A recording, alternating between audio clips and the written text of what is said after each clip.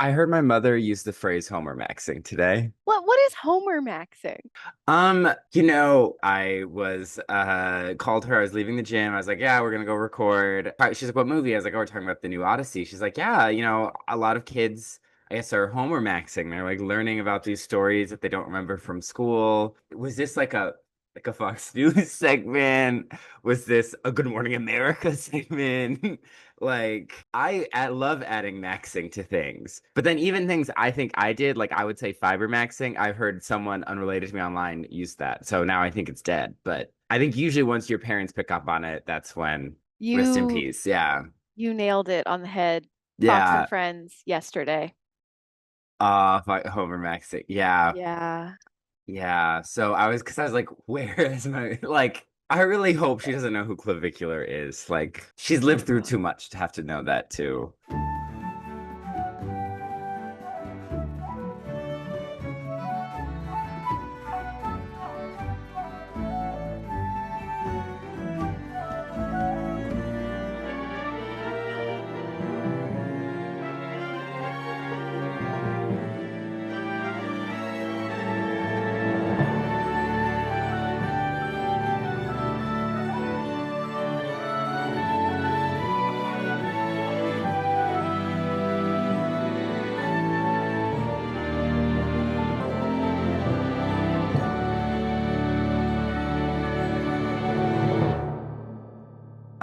Well, I'm Cullen. And I'm Hannah. Welcome back to Not My Fantasy, the show where we talk about fantasy films and the lore that inspired them. We're here today with friends and content creators, Ben and Kevin. What up? What's up? This was a big release. This was the center of our Swords and Sandals summer. So we're like, we need a whole crew to Need a man this panel. ship. Yeah. Yeah, it's the So, big one. It's yeah. finally here. Yeah. After all the controversies, question mark. Yes, the so-called controversies. Yes.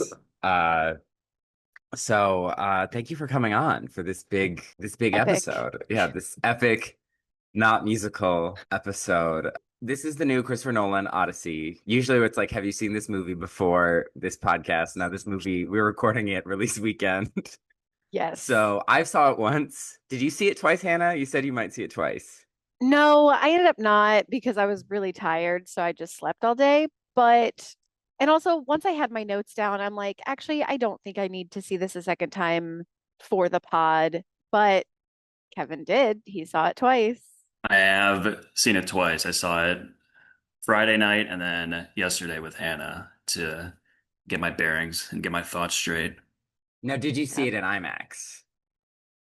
Uh, XD, is that? X- XD, I don't think is the IMAX. It's Cinemark. I don't know if you guys have Cinemarks out That's there. Disney XD. Yeah, Disney XD RAR. Yeah. Um, Did you see it in IMAX, Ben?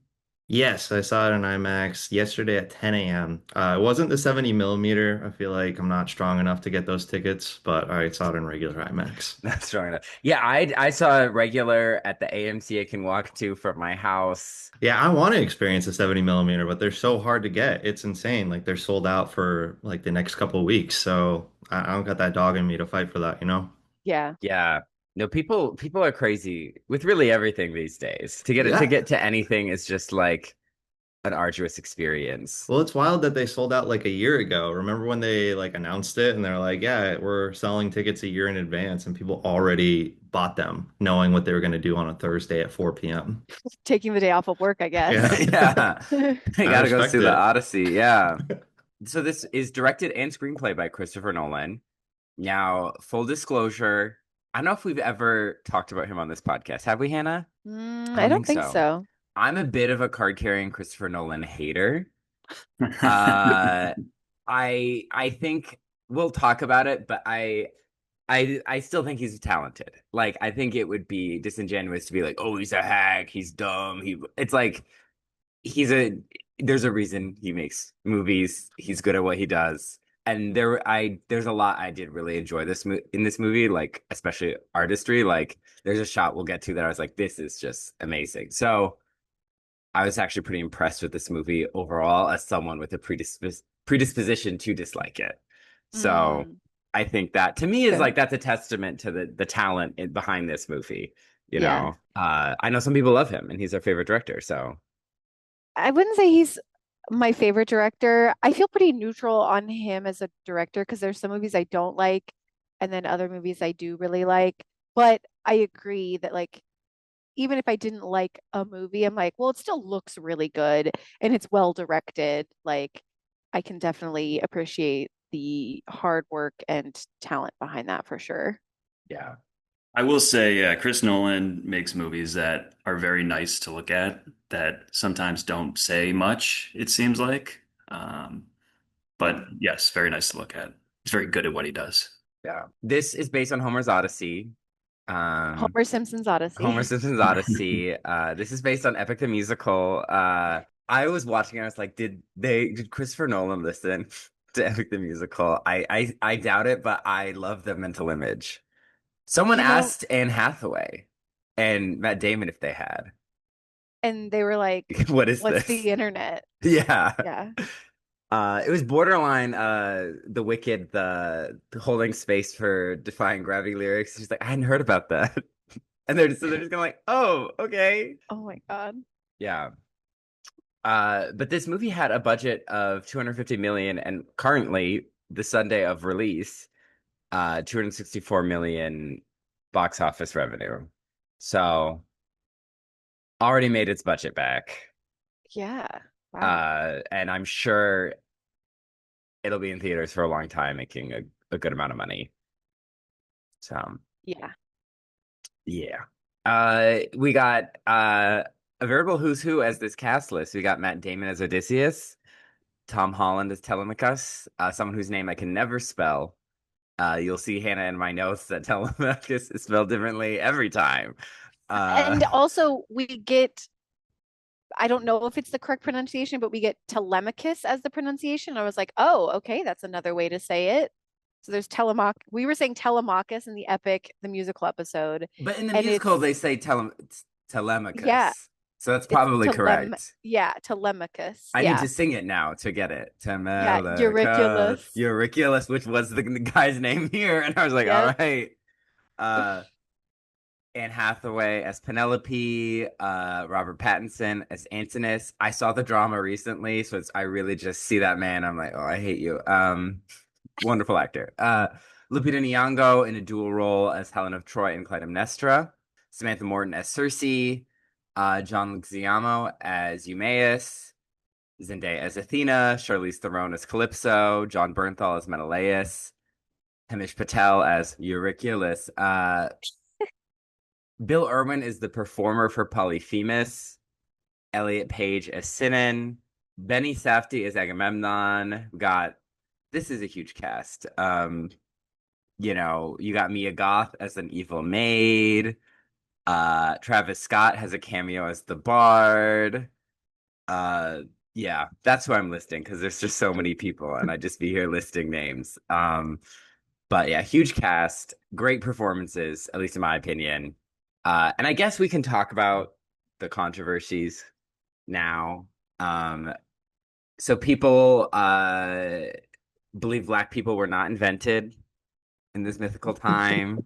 They think So Helen of Troy is a real person yeah, And they think hatched Helen of from an Troy egg. is yes, specifically probably blonde hair, blue-eyed, Diane Kruger from Troy. They're Yes. like, yes, that's obviously Helen of Troy. It's like, no, no, it's not. yeah. I can't Um, believe people brought back that film to Glaze. Out of all the films you can bring listen, back, we it's brought it Troy. back and I glazed it. Me and our guest glazed it. And Cullen's like, where am I? What alternate universe is my feminist friend Hannah being like, Troy fucking rocks.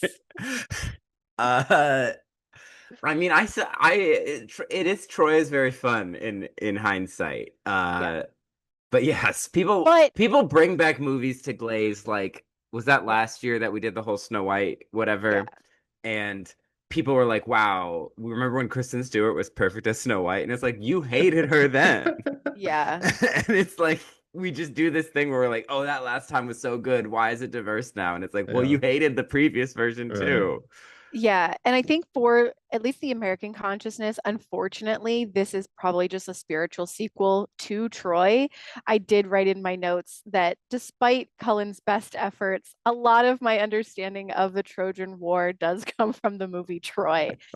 Um, And I've been so trying all summer. You guys all have heard it. summer. And Yeah. I said, I was like, I'm so grateful for your hard work and effort, but there's just no fully undoing the neural pathways that were carved into my brain by that movie. Like there's just no undoing it. But Yeah. yeah, I think like it makes sense, especially because the tone of that movie is very different from this movie. And we're living in an era where Elon Musk thinks he's the most macho man on the planet and is like, Troy is a real movie. Yeah. So, there's that too. Yeah. Uh, We're in a different culture now. uh, Black people, Northern Africa is in the Mediterranean. So Black people also existed in their own separate lives, but would also have interacted with Greek people to a degree. Also, this isn't real. It's based on a myth. Yeah. Some Yeah, it's people all say not real. the real Helen of Troy. It's like is it because she doesn't look enough like a swan? Yeah. Because her dad was Swan Yep. Zeus. She came out of an egg. Like, Where's where her do we draw the line? feathers? Yeah, where are Yeah. her feathers? We should have got an authentic swan. We're taking swan roles Swan rolls away. Yeah, to yeah. humans. Yeah. It's Yeah. really upset that they didn't cast a real Cyclops for the role, you know? Yeah. Honestly, though. Yeah. Yeah. Where's that guy from Percy Jackson's Sea of Monsters? Why didn't he get the role?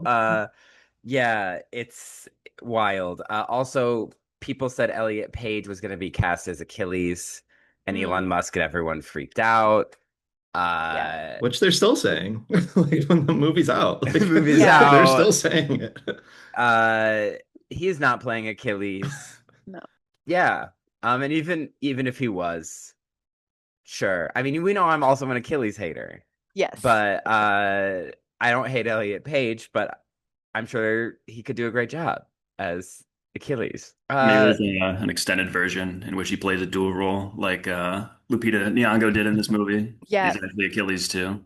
Yeah, Achilles Yeah. 2. Yeah, they'll do a prequel Iliad, which we talked about in the Troy episode that Christopher Nolan was going to direct Troy. And then Mm. things got switched around. He ended up directing Batman Begins. Who directed Troy again? We talked about it at large, and I don't remember. A guy. Another guy directed Troy. And Christopher Nolan has referenced that in interviews. He's like, I was kind of over my head back then, and now I feel much more ready to handle something like big, sweeping, and epic. And Um, like, I don't know anything about Christopher Nolan and whether or not he is actually humble, but that's a pretty humble take. Not like oh, I missed my chance. It's like, actually, I don't think I was ready to do that, but I was ready to make one of the most successful Batman franchises ever. yeah. So there's that. So Yeah, we've that talked. is funny that he's like, no, I can't do this big sweeping epic, but I'm going to take one of the most like m well-known superheroes of all time and Exactly. reboot it from the beginning. Like Yeah. that's pretty cool. And thoroughly cement a new cultural understanding of Batman.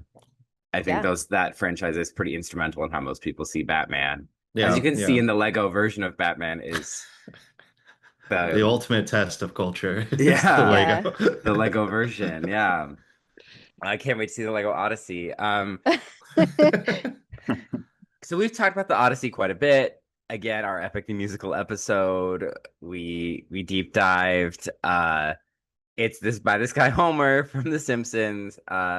Well, we don't know if it could have been the whole Simpsons cast hmm because they debate whether Homer was one singular author or just like a pseudonym given to like an oral poem. Mm. Uh, because this movie actually pretty very intelligently refers to the collapse of the Bronze Age, which is when like the city of Mycenae, where Agamemnon is from, was like a big power. And you saw this palace life, and then everything kind of collapsed. A bunch of civilizations collapsed, like the Hittite Empire, Mesopotamia, and Egypt did like a big downsizing, and so there was this collapse, and a lot of things are referenced, including like an arrival of people from the sea as causing that. And then in Greece, that started the Greek Dark Ages, where things were much smaller and like small towns for a while after like a complex Mycenaean life. And you can trace like some of the Greek gods like back all the way to like the Mycenaean tablets, and then others are like more recent, like Artemis, you can find her in those early tablets, but Apollo's much later, even though they're twins in the myth. Or like Aphrodite is like a Near Eastern import, so she's not like in those Mycenaean tablets. And you can see when we talked about this in our Troy episode, the Iliad was kind of like when these personalities were being solidified. So there was like an agenda in defining who and who was aligned with who and what they were like.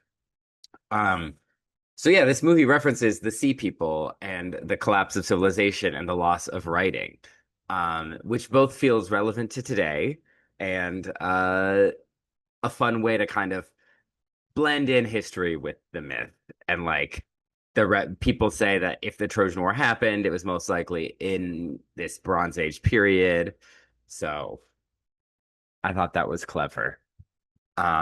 But let's get into this movie plot. And I'll do some lore checks along the way, but we're not going to do like a full Odyssey recap, but we may compare some things with how they're often told in the Odyssey. So let's dive into it in a time of apparent magic. Uh-huh. Yeah. That is how it opens, isn't it? Yeah. I already forgot. Yeah. Interesting choice of words. I don't have more to say than that. What does that mean? Like apparent magic as in like it's very obvious, it's very visual, like you can feel it and see it, or is it more like there's apparently Apparently, magic? Yeah, like, or is it both? I don't know. yeah, I don't know either. Yeah. Chris, get in the comments. We know you're listening. Yeah, we know you're listening. So we open similarly to the Odyssey itself with Telemachus and Penelope. They're beleaguered by suitors, running around their house, eating everything, feasting, abusing the law of Zeus, which is that you have to show hospitality to strangers because it could be a god in disguise.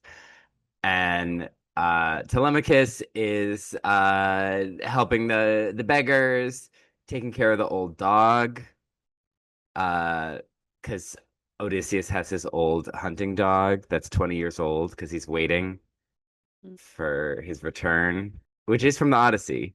And you get Robert Pattinson running around being terrible, and Penelope's behind her like screen.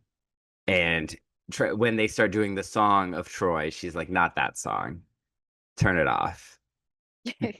It's like she's hearing espresso on the radio. She's like, "Not again." You know, she's like, "Turn it off. Different song." She just want to hear about it. She's like, where's my husband?" Are we gonna talk about costumes just as we go, Do you want to talk or about costumes now?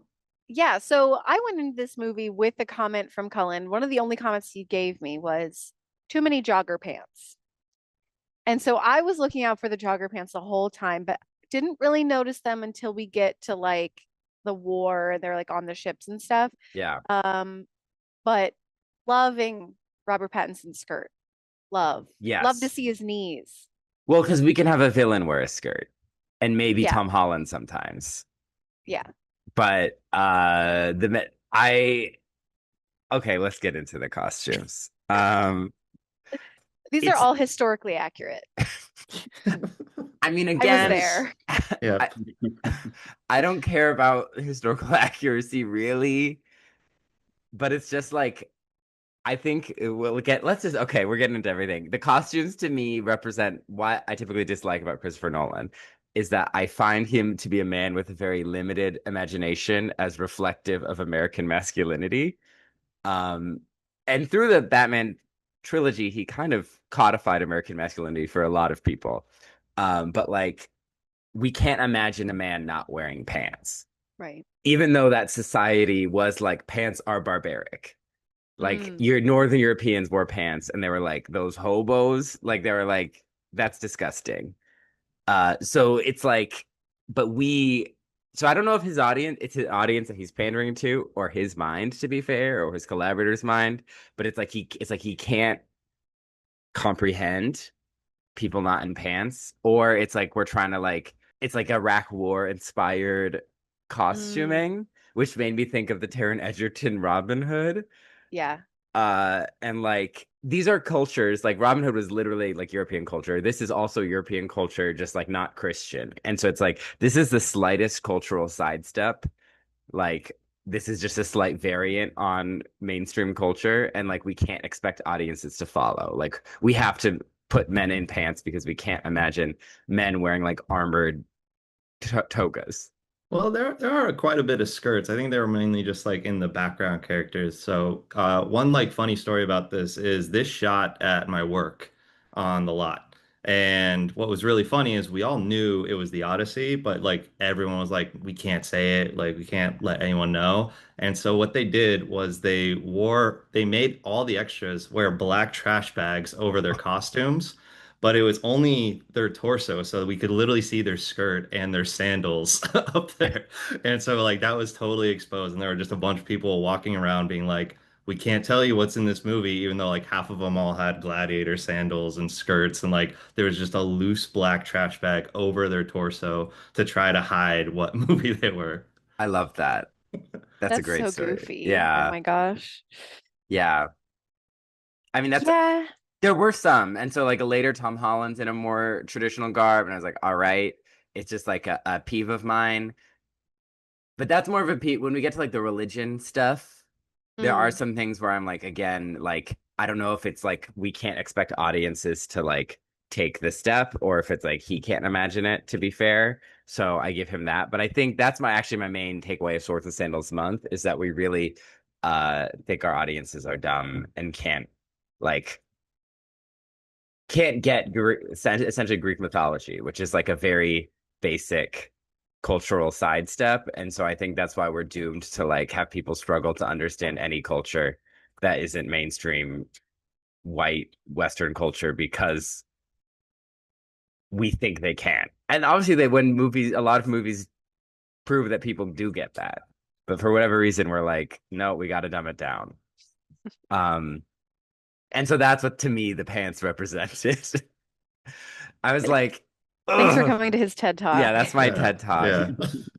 When in Uh, reality, the actor was like, I don't know, I kind of want to wear pants. I don't know, I'm paying. I'm doing stunts. I'm Yeah, running yeah. around. It's probably not the smartest idea to go into battle with your legs exposed.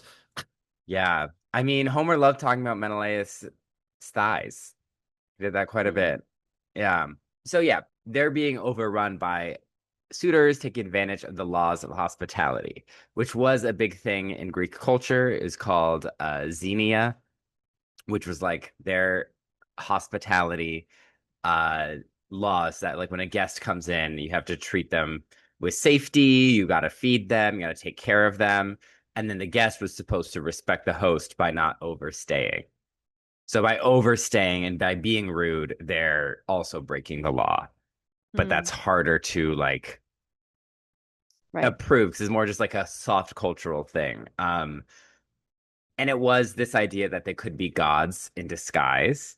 And this is a big thing in world mythology as well as Greek mythology. Like Paris taking Helen to Troy was a violation of the laws of hospitality. He was a guest, he stole his guest wife, that's not a good guest. It's a big theme in the Odyssey.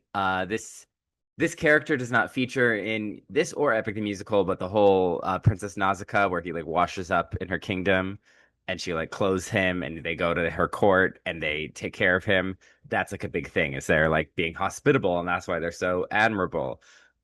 There's the story of Bacchus and Philemon, which is like an old couple that are very poor and they're kind to these travelers that are Zeus and Hermes, and they turn this old couple into trees upon their death so that they can always be together and they don't have to like one of them die before the other. Or it's in the Bible, Abraham and Sarah host the three strangers that are either angels or God, depending on who's translating what.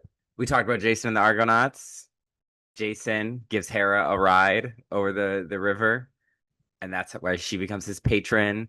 I was just in Tours, France, the story of Saint Martin of Tours. A beggar asks for his cloak, and he rips the cloak in two, and then he has a dream where the beggar's like, "I was Jesus," and everyone claps. Yeah. Uh, and Charles Perrault, our good boy Charlie, the guy who Mm, wrote all those fairy tales, the fairies. a classic story where one girl is kind to an old woman at the well and the other one is rude, and the good girl gets to drop diamonds from her mouth every time she talks, and the bad one throws up snakes.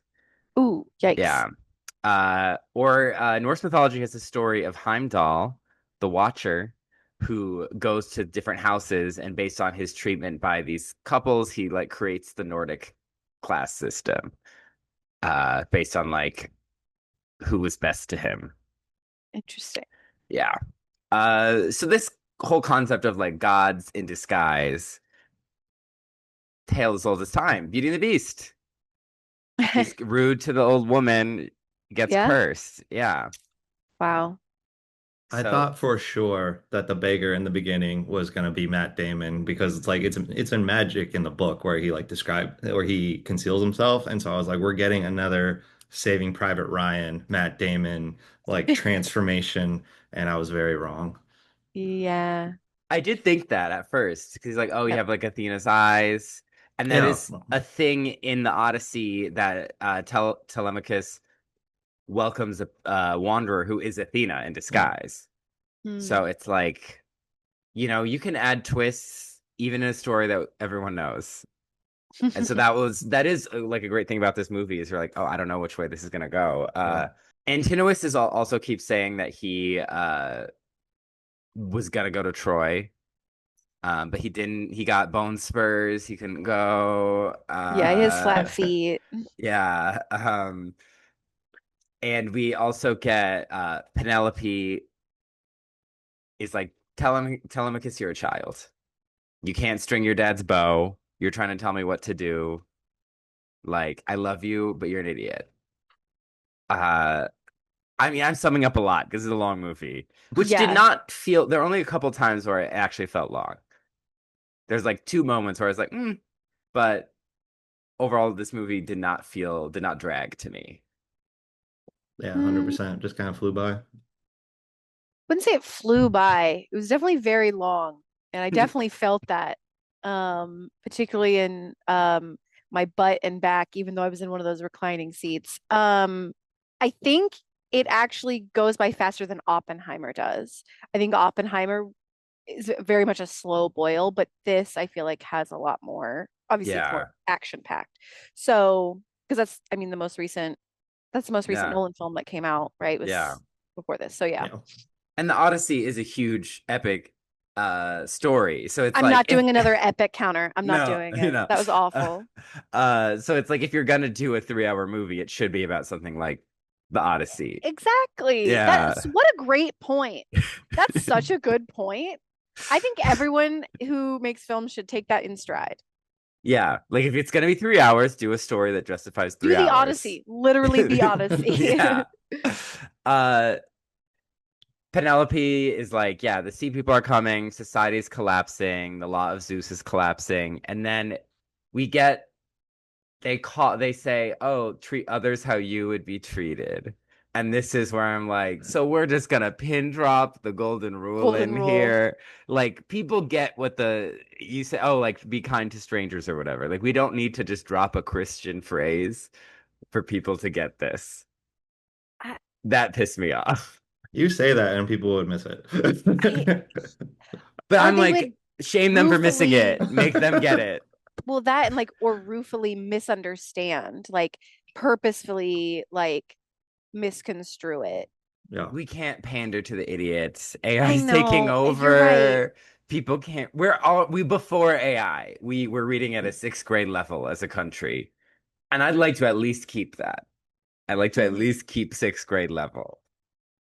I don't think I even read at that high of a level. Like I don't think I'm that intellectual. It's just like people can get things. These aren't like True. I don't think people are that dumb. It's just like we like coddle the dumbness and like say it's okay.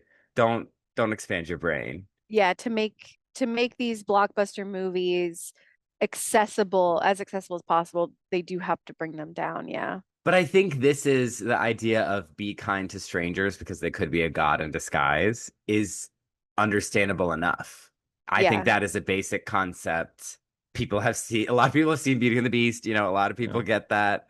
It's like we don't have to like name drop like a Christian concept. Right. Yeah. Well, that in itself is kind of like a weird lesson because, like, treat them nice because they might be a god. It might be you might have something bad coming your way, and then it's like, nah, you should just treat them nice because you want to be treated nice. Because it's the right thing to do. Yeah, yeah, Yeah. exactly. Yeah. Where the other one, it's like you're only, which is kind of a Christian thing of itself, where it's like be nice or else you're gonna go to hell. It's like be Exactly. nice and Yeah. then you'll get a good reward. And it's kind of the same thing in that way, where it's like be nice because they might be a god and they might kill you. Yeah. Yeah. Exactly. It's like, or you could go to hell, or that, Yeah. like that. All ideas need some kind of enforcement. Yeah. And now I'm the peasant in Monty Python. Did you see the natural repression in the system? Uh, yeah. So it's like I was like, people get this. We don't have to dumb it down. And that's just been my pet peeve this whole season. Whenever they like reference a Christian thing or like make Greek mythology more like Christian reflective in order to make Mm. people get it, like make Hades the devil or whatever. I'm like, come on, we can do this.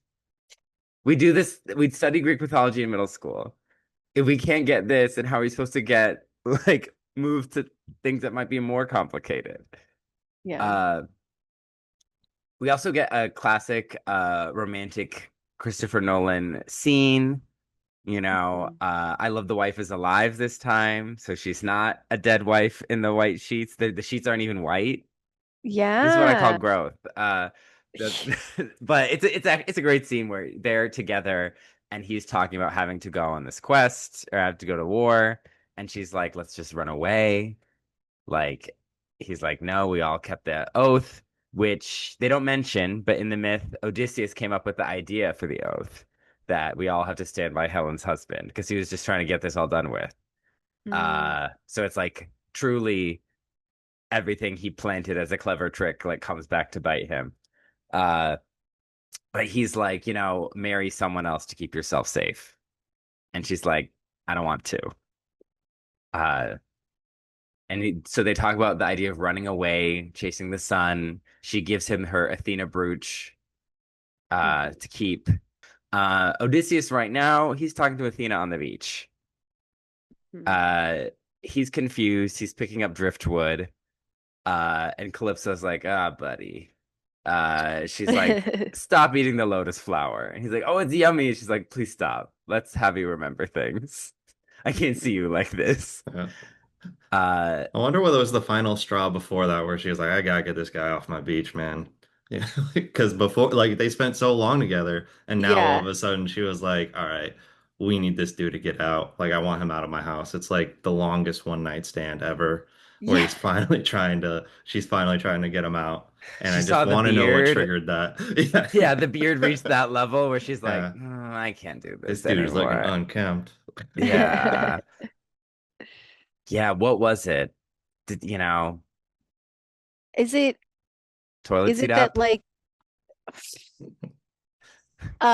famously did not have plumbing on this island? I mean, look Indoor at it. plumbing gonna be a big hit. Yeah. I've seen Yeah. Hercules, yeah.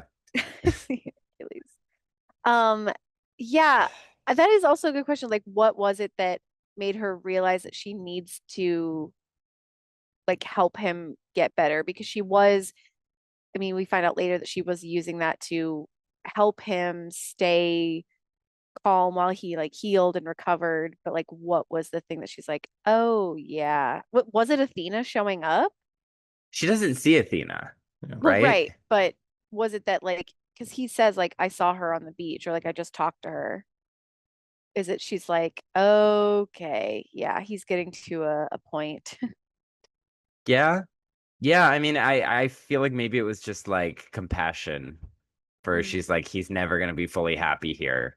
Like he can't yeah. snap out of this like collecting debris. Maybe I don't want all this debris in my house, Yeah, He's it's making just my all of his beach trash in her ugly. living room. He just keeps Yeah. bringing back. She's like, all right, I gotta cut this guy loose already. Yeah. I'm trying to take Yeah, pictures to like promote my beach on I've done a lot to Instagram. this beach. It's my space, and then he comes redecorating it. Yeah. With Typical trash. man. Yeah, with Yeah. trash. He's making a man cave, like a Yeah, literal yeah, cave. He's like, this is my man cave. And yeah, she's like, no. yeah. So she's like, okay, remember. And he's like, okay, we were on a boat. I got a nautical theme Petrina Afghan. We're on a boat. We're sailing. We need supplies. We're going separately from Agamemnon. We're gonna just like we're tired of following him. We're tired of his bullshit. And they need supplies, so they raid a village. And they're like, "Oh, why wouldn't you like give it to us? So why did you make us do this?" It's like, Mm. okay, Taylor Swift. Yeah, they were very abusive. Like, I didn't need to hit you, but I did. I did. Uh, and they eventually they land on an island. They found a cave. And Cyclops attack. So, okay, just to get my bearings. So we went from being present day in the story. We had a flashback with their like romantic scene, Yes. and then present day, and then now this is like He's remembering retelling, yeah, he's retelling the story of post the Trojan Trojan War. War. Okay, Yes. gotcha. This is it's very easy to follow when you're watching it, but when I was trying to put like notes Yeah, together, I was like, I don't remember exactly where it cuts when. exactly. So Yeah, they're like, oh, it's told non-linearly. And I'm like, oh yeah, I guess that's correct. But it doesn't feel right. confusing or anything like that as you're watching it, at least to me. Yeah, it's like you just it might take like a second to be like, okay, that's right. We're the present day, like with like the stuff with Telemachus is this stuff, and it's also sometimes happening alongside Odysseus's retelling story, but some of it's present day, some of it is the retelling. Yeah. But because also there's like Menelaus's retelling Retelling. also. Yeah. But so like it might take a second to calibrate, but otherwise I do think it Yeah. tracks pretty easily. They always open with Calypso being like, "Well, what do you remember?" Yeah. Yeah. Also, just like his beard in general, like they made sure Yeah. to make that thing so long that you knew exactly where you were at all points. And that's like a thing I think they do just in general with a lot of movies is they change the hair depending Yeah. on which ones, like Little Women did it, where they changed Yeah. her hair to really showcase the different time periods that they have. And they did that with Matt Damon's character in particular. Yeah. Yeah. And that was a real beard. He grew out the beard. He did not want a Even the prosthetic or long one? fake beard. Yeah. Oh, He wow. wanted the texture. And Dang. he had to wear a black trash bag when he was going Yeah, around yeah. set, so no one Yes. knew. So no one Yeah. knew he Yeah. was I didn't Odysseus. recognize him. Yeah, he was Yeah. there. Why is that guy wearing a trash bag on his Yeah. head? Yeah. Hannah, I know you've always been team Cyclops, team Polyphemus. How did you feel about the Cyclops just smashing them up? Okay, so I'm team Polyphemus because especially in like Epic the musical, that was his favorite sheep and they took his favorite sheep. How dare they, right? Yeah. Um in this it's I'm a little disappointed because in the actual myth, the Cyclops talks to Odysseus. Like they have Yes. a, you know, a banter, so to speak. Yeah. And this is just a dumb creature. And I don't know if it's just because it's from their perspective, but from the myth, I did not get the feeling that this was just some dumb creature, but like that it had like some sort of like intellectualism, like it was, you know, Yeah. aware. But so this is just kind of like a guy in a cave who happens to have one eye. He doesn't talk to them. He just kind of bats them around. I think Eats that them. like Yeah. eats them. But I think this is a confusing scene because I'm not sure if the Cyclops is aware that they're all there, is aware that they're enemies, or if it's just like there's just these, I mean, Matt Damon's character says like, well, would you talk to ants? Like, do you talk to ants? Yeah. So it's, I don't know. It's interesting, but it honestly feels it feels more barbaric because the creature doesn't speak to them, I think. Like it feels like this creature wasn't hurting you necessarily until like, you know, it was eating you Eating guys. you? But like I don't know, like but it feels the creature feels like it doesn't know what it's doing. It's just like, oh, this snack rolled in. Like, I don't know. Yeah. it's like the movie treats the creature as like there's nothing going on Yeah. behind the eye. But he And makes cheese. but he makes cheese. Yeah, so like I don't Maybe it's because he doesn't have pasteurized dairy products. yeah. He's like I RFK Jr. in there. yeah. That's how RFK Jr. would be as a psychologist. I'm eating raw meats, I'm eating roadkill, Ugh. yeah. Yeah, so I don't know. I felt like they were like this wasn't as bad as like in um the myth where he's like tricking the Cyclops, and being like, "Yeah, I'm nobody," and being sassy like that. But I have trouble imagining Matt Damon's Odysseus doing that. Yeah. yes, and that's the thing is like I think it's fine, but it I don't know. They wandered into this cave and there's this big thing that they think is a monster. And they're like, "Oh my God, how dare it eat us?" What do you mean? It's a monster. Of course it's going to eat you. So I kind of am like, you do need to escape, but you don't need to like insult it. And Well, so, yeah, Odysseus shoots it after he yes, spits up the helmet Yeah. because that implies, I think before they thought of it more as like a blind right. well, Yeah. literally they blinded eventually, True. but Yeah. Yeah. Yeah. like a monster, and then that shows like a level of like spite Yeah. Mm, and like, oh, you knew that you were killing us. Yeah. Like I took it yeah. more as like the Greeks kind of had like a superiority complex over everything Yeah. and everyone. And like even in the village before, they were like, we're Greek soldiers. Why don't you give us your food? And Yep. then going into that cave and just eating the goat cheese, they violate Zeus' law right there. They immediately walk in, act like it's theirs. And so when the Cyclops comes in, they don't even think to try to talk to it or communicate because they do think they're superior. They think it's just a dumb monster wanting Yep. food. And I think that's kind of like why they couldn't have that speaking moment in there is because they needed to have a scene where they think he's just a dumb, stupid monster. There's no reason to talk to it because we're Greeks, we're superior than them. And if they made the Cyclops able to speak, it would have had that like intellectualness to the monster and kind of downplayed that Greekness of their superior because then they would have just beat him smarts wise by doing the whole nobody thing. So Yeah. that's why I kind of took that as like everywhere they go, they are just continuing to violate Zeus's law, spreading this thing across the land that Zeus's law is dead. Yeah. Yeah. Yeah, I think that's a great analysis of that. And I like how he speaks. They like hear his kind of like many voices as he's like weeping Yeah. and praying. We Yeah. talked about Polyphemus meaning like many or many voices, not just that he was the most annoying person in his polycule. That he like it means many voiced or most much spoken of. So he's praying to his father Poseidon.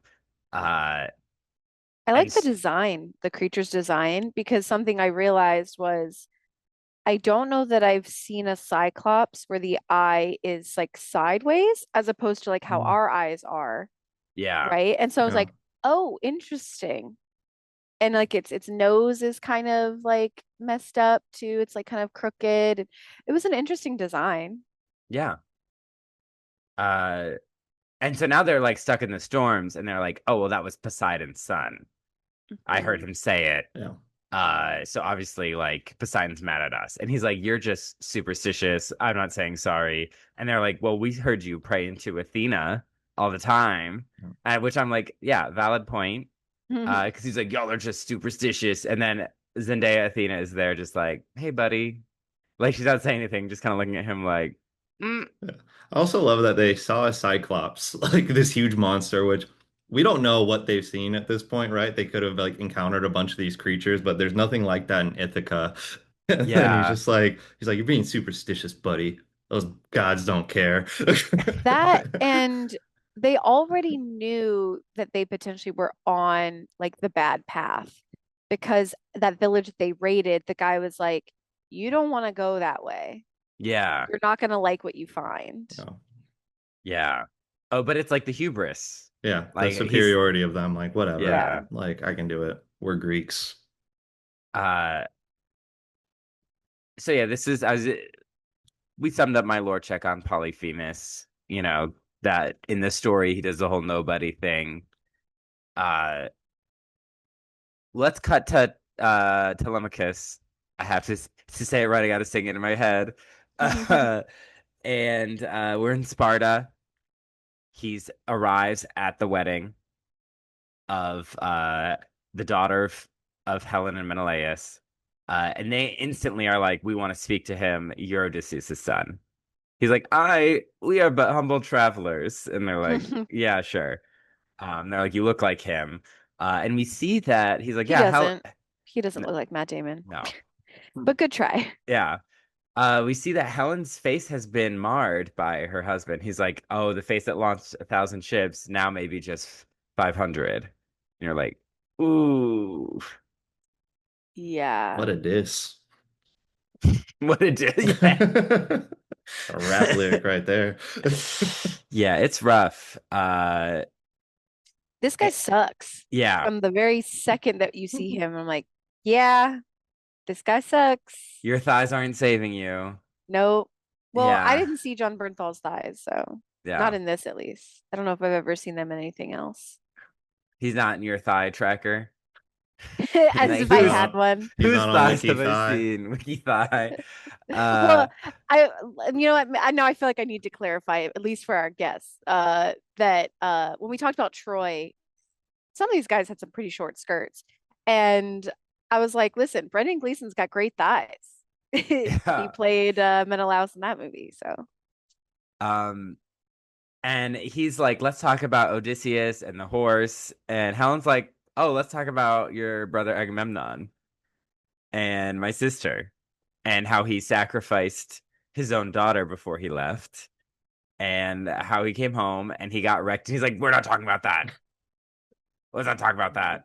And she's like, uh, they reference that because Odysseus references it earlier to Penelope that like no, he can't be stopped. He's using this to take control of Troy's trade routes, similar to the movie Troy. And he sacrificed his own daughter, Iphigenia, who they make much younger in the movie. I think in the play, I've seen the play, and they brought her there by being like, "You're gonna marry Achilles." Mm. And so she was like a teenager. And then they're like, here she's like a baby. Toddler. Yeah, Clytemnestra is like screaming. And they're like, oh, well, the gods demand a sacrifice that's very dear to you. So the dearest thing. And so I always thought it was so rich how he's surprised that his wife hates him. It's like, last thing you did was kill your kid with her. It's like, and it's like, why are you mad at me? Yeah. Yeah. She's like, because you left the toilet seat out. No, shit, you killed our daughter. uh, and he starts telling the story of the Trojan horse, of Sinon being left, not knowing what happened. He's like, oh, it's an offering to Athena. And we see them sneak out. We get an action sequence of them opening the gates. This is the time where it felt a little slow because I was like, this sequence is very long for something like we know is going to happen. Later, we get the Odysseus version, and I appreciated this scene more because it was fun to kind of see the same sequence of events, just from a slightly different perspective. Yeah. And this is like I actually liked this sequence because I guess again, a lot of my knowledge of the Trojan horse thing comes from the movie Troy. That horse was wood. That horse, we didn't really see them inside. We just see the horse show up and then they come out. But this shows them that like Menelaus is like, we were in our own piss and shit. People were drowning because of the tides. And it's like it like shows sort of a like what they experienced inside this. And I was like, these are things I never really thought of. Yeah. And it was really interesting. And I think lends to kind of the like the intensity of what they've gone through. Yeah. Yeah. Again, they're wearing like Black Ops suits for this mission. Yeah. To be They're wearing honest, their brown pants their for brown a couple pants. reasons. Yeah. To be honest, that's killing me, Hannah. Historically or what, like artistically, they'd probably just do them naked, which I also don't want to see. So I'm like, you know what? Right. Sure. but I I look forward to the day where we can have a historical or fantasy epic not inspired by our most recent wars uniforms. Yeah. Um, but so we see this kind of heroic, exciting version of events as they like open the gates. And it is like, oh, is it gonna happen? But like, it's gonna happen. Um, Meanwhile, Odysseus is in the land of the giants. Uh, they see a giant kid, and then the kid laughs at them, and then they're like, stop laughing. Then the kid cries, and then they get attacked by giants, and a bunch of people lose their ships. A bunch of the other ships are dead, only one ship remains. Yeah, it's like he has three ships and Yeah. then he loses two on the coast of this island as they're trying to escape. Yeah. That sequence was kind of interesting. Um, I liked the design of the forest was interesting because like all the trees kind of like Make a um trap. make Yeah. Yeah. traps around them, which was pretty scary. The giants in like the medieval armor, kind of, right? Am I reading that incorrectly? It Sure. feels very medieval looking. Yeah. Well, they're like kind of giving like Northern European coded because there's Yes. like snow. Yeah. Yeah. This was the other action sequence where I was sometimes for me, as an audience, this could be my bias. I know some people don't like musicals, so they watch a musical and when the song hits, they zone out, zone back in when the musical's done, when the song's done. I like that in some action movies. Some action movies, the action is keeping me invested. Other times, I kind of like check out and then like, okay, let me check back in when the plot happens. Because Interesting. it's like you're watching characters you don't really know die, or like it's just kind of an action sequence because one fits there. And that's how I felt about this scene. This was the other scene where I was like, oh, this movie's feeling kind of long. But after that, I was kind of like invested in everything that was happening, so it didn't feel quite as long. Um, so this scene kind of was like whatever for me. They I lose a felt bunch of like, ships. Yeah. yeah, I felt like the trees kind of saved it in that moment because it was like they were just a bunch of Yeah. giants and they're just getting wrecked.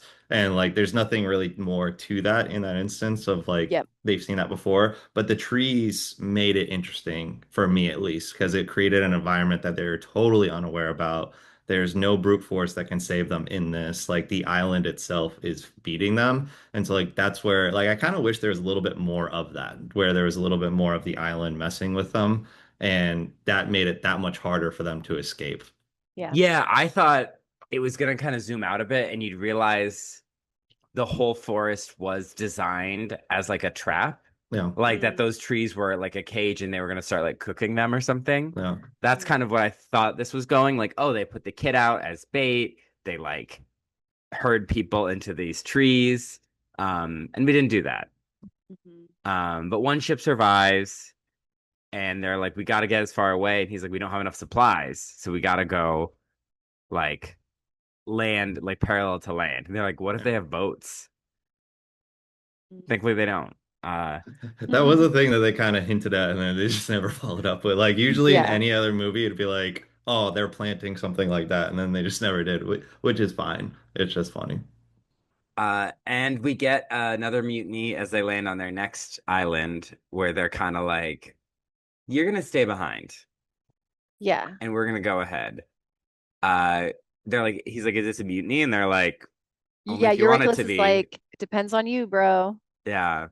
which I thought was a good line. And so they are going up the hill. They're seeing exotic animals staring at them, Just chilling, just not chilling. rearing to Yeah, attack, just not doing anything. chilling. Yeah. Yeah. Uh, and they show up at this cottage, and this Cersei, this witch old lady, immediately is like screaming, running away. And she's like, they're like, we're not gonna hurt you. We're not gonna hurt you. Do you have food?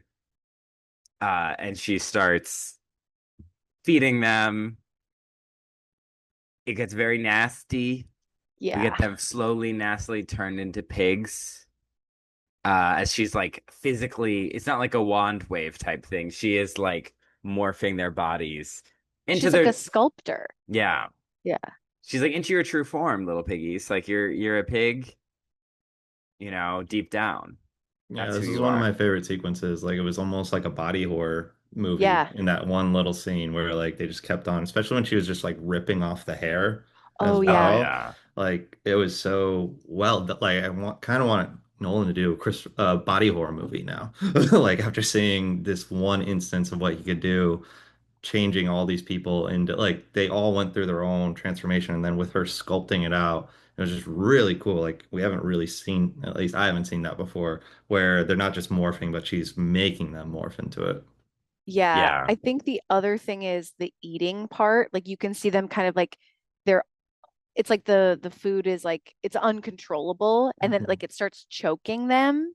Yeah, Yeah. like they don't Um actually like it, but they just can't stop. yeah. Yeah.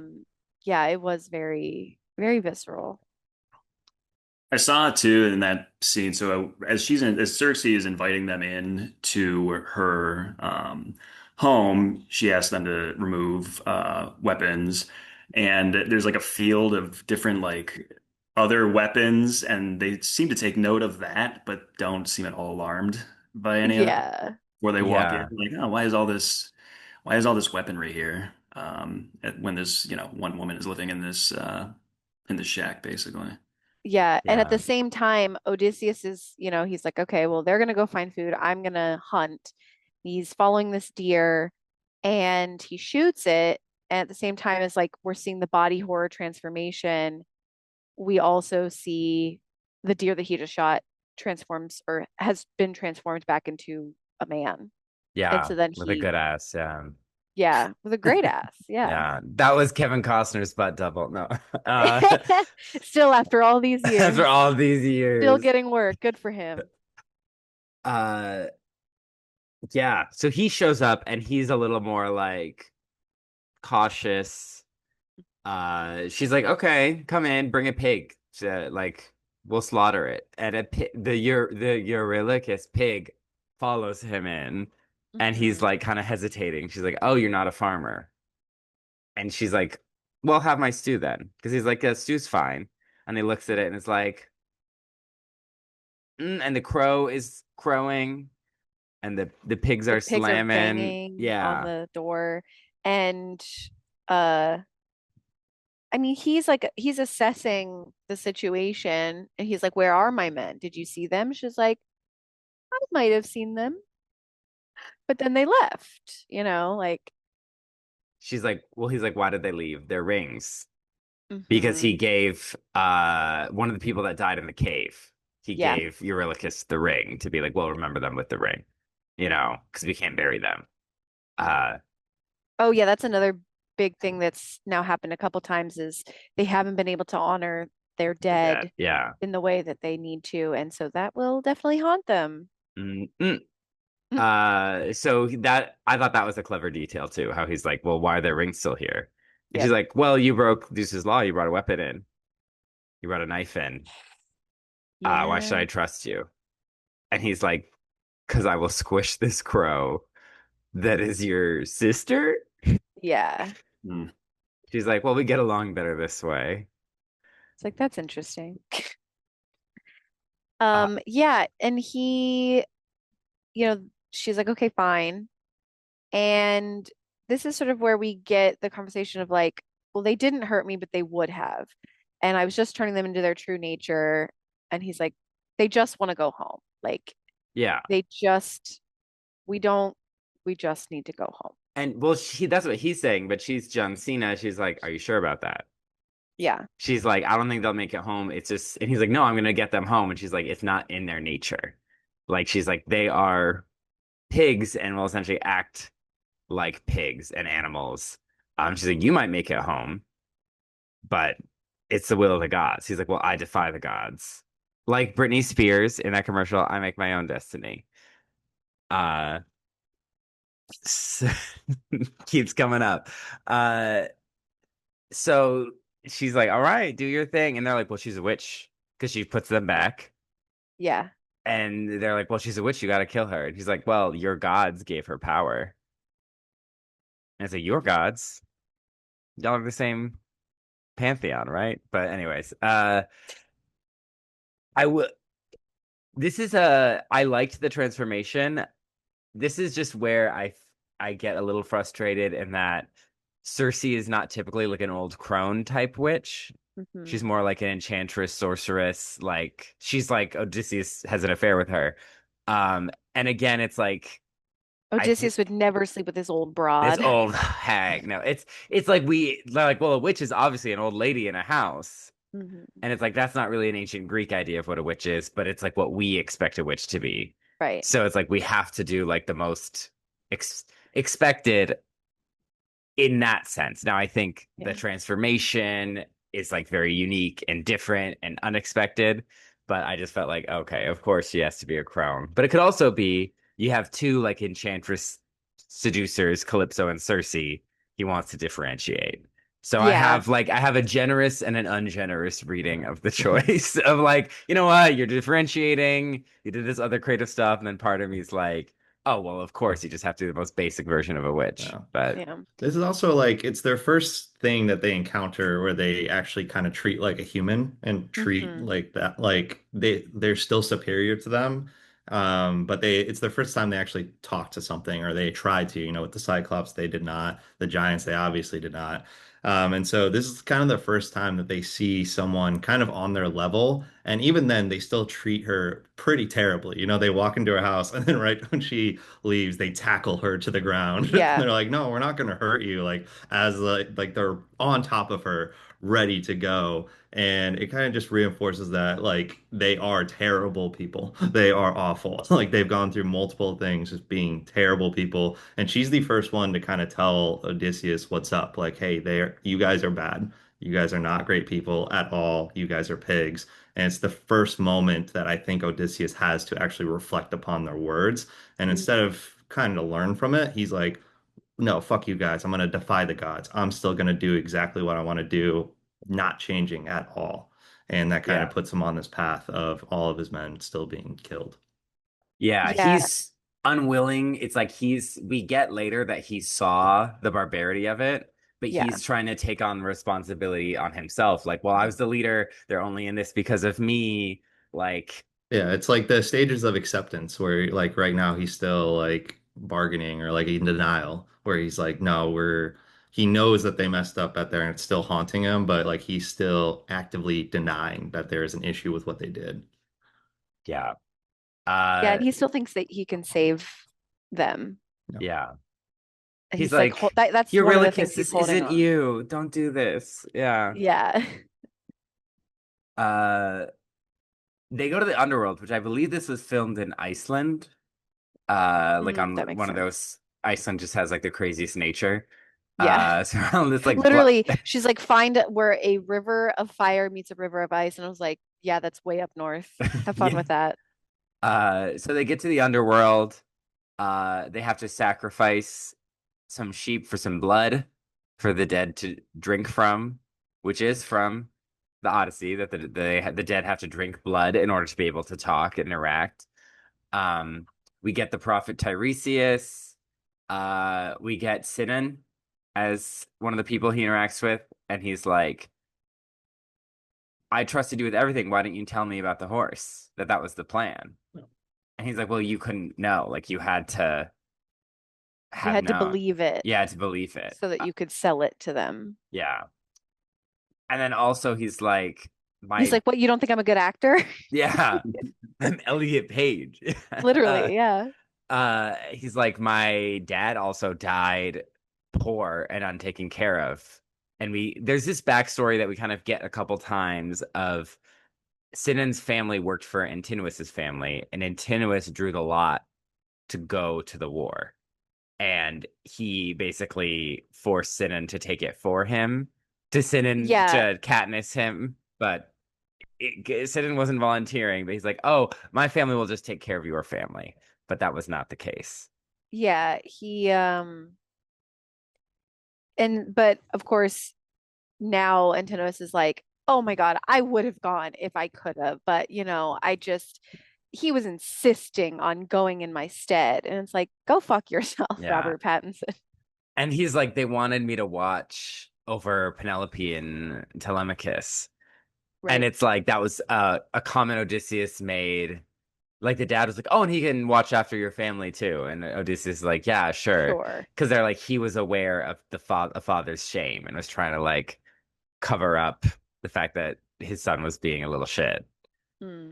Uh, and we get some backstory of them hunting with him when he's a kid, that he snaps his bow so that the prey, he strings and snaps his bow so the prey know they have a running chance. He believes in fighting fair. We get that he got injured by a boar, Mhm. and his maid is healing the injury. So we'll come back. Uh, but we're in the underworld. We also see Agamemnon in his armor.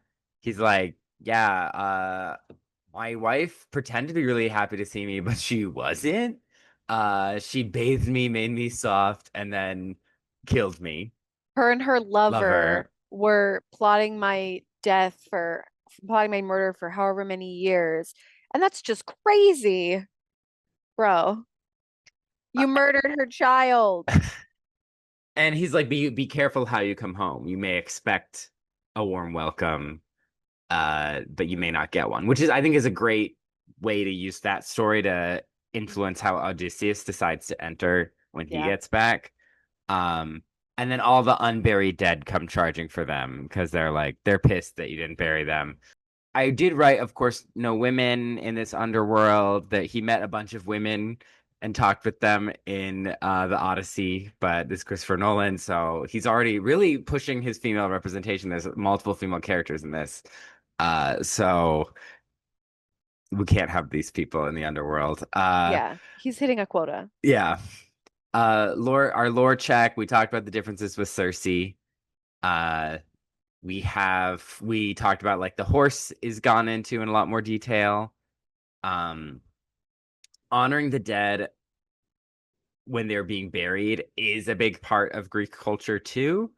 There's a famous play, Antigone, Mm, which is about, is it Oedipus's daughter or sister? I Of think his so. family. It's like a cursed family. And her brothers are all killed and left, their bodies are left out unburied. And she's like, I gotta bury them. I gotta give them the coin for the ferryman so they can get in the underworld. I gotta give them last rites. And she like sneaks out to do so and risk her own life. Because that was very important in their culture. This story of Clytemnestra and Agamemnon is also a big story. Agamemnon famously kidnapped Cassandra, the one who always tells the truth and no one believes her with prophetic visions. And she's like, "Your wife's gonna kill you." He's like, "Nah." And Mhm. then she kills them both. Uh, but they reference this, Menelaus referenced this to Telemachus, that their son Orestes kills Clytemnestra. And he's like, he kills his own mother. And that was a big sin in their culture, most cultures. So so Orestes and their daughter Electra team up and kill them and retake the kingdom. But the Furies, which are the deities that like punish wrongdoing, are like tormenting and chasing Orestes around the world. He reunites with Iphigenia or Phaeania, his sister, because Artemis snuck her away as she's being sacrificed, and she's been like in Artemis's temple this time. So they all reunite. But they have to do like is it Ace Attorney? Yes, they have to do like an Ace Attorney plot Objection. objection to free Orestes from the Furies. Like I think Apollo's the judge and Athena's the lawyer. Uh and they're like, no, he had every reason he had to do this. He had to avenge his father because it's like two competing cultural ideals. Like you're supposed to avenge your parents, you're not supposed to kill your parents. And it's like, what happens when one parent is killing the other? Uh Like, oh shit, we didn't think of that. yeah. The Ace Attorney plot. Also, this story, this version, we have the Land of the Giants, but no Aeolus in the winds, no windbag. Oh yeah, that's right. Yeah, but we get decently paced, I would say, all the kind of like creatures he passes on his quest. You know, he goes past the sirens, and we get him tie me up so I can hear their song. You put beeswax in your ears. And so we don't hear the sirens singing because we're hearing it through Eurylochus, which I thought was a fun detail. And we see Mm-hmm. them all being like, they're like distant nude women singing on the Yes. rocks. And someone does hear their song and go in after them. And Yeah, he takes out the wax. He's like he yeah, gets curious. yeah. And Odysseus is like, it sounded like all my regrets, everything I'm missing, everything I can't get back to, everything I've done wrong. All the So, promises I couldn't keep. yeah, And I'm like, that sounds like a terrible song, dude. yeah. Uh, and then we get the skillet and Charybdis, where he's like, no, we got to go through Charybdis.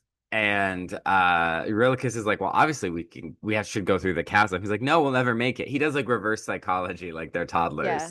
and is like, oh no, we'll never make it. And Eurylochus is like, yeah, we can. And then they go through, and then they're eaten by Scylla, which is giving Dune worm. Yes, it is. Yeah, Dune popcorn bucket. Well, that's I actually, Charybdis is the popcorn bucket. yes. Skill is the worm. Yeah. So the fact that you mentioned that is I literally thought that I was in the lobby of the theater and I thought, oh, I wonder if they have like a themed bucket. And then I immediately was like, oh, it could be Charybdis. Like they could just reuse some of the Dune ones they have in the back, probably. Yeah. That's so funny. Yeah, so only a couple people are eaten. And so Yeah. Odysseus is like Six. Six. needs of the many outweigh the needs of the few type argument. And, I really feel for Eurycylus at this moment. He's like, you could have told me and we could have made a decision together. He's like so betrayed. Like, Yeah. poor Ramesh Patel. I mean, oh my goodness. But he's like, you wouldn't have done it, and then we would have been sunk into the whirlpool. So I had to Yep. reverse psychology you. Yeah. Yeah. Yeah. I mean, it's like your coworkers. You can love them, and then some days you're just like, I'm around you too much. We work together too long. And it's like, imagine that, and now you're living with your coworkers and you're doing it for 12 years or whatever. Yeah. That's a lot. That's a Yeah. test on any relationship. Yeah, in a way, he uses like their flaws against them in that point because he knows if he says no, you can't do it, they're going to try to prove him wrong because that's all they kind of know how to do. So he uses that pretty well, and like that, I think that's kind of him realizing that they're not the best. They're very easily manipulated. They're very easily like they got lucky in the Trojan War, even though Odysseus was seen as the smartest of them all to trick them like that. And then he easily tricks them with just saying, "Nah, you can't do it. Like we're not Yeah. gonna do it." And he's like, "Watch me." And he played exactly into their hand.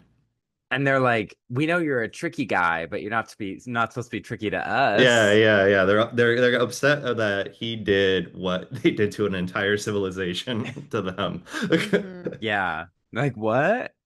So we get to the next island where he's like, hey, if we stop, they're like, we need supplies. And they're like, that's where the sun god keeps his cattle. You have to promise me you won't eat them. And they're like, okay, sure. They land. They're like, And oh, the it's wind was so easy to get so Uh, on. easy. And you know what? We'll leave once the wind turns. It does not turn. And they slowly get more and more anxious and hungry. And the cows are so close to them. Uh, and he sees them eating the cow. And they're like, oh, well, we were more scared of you finding out than like Apollo. yeah.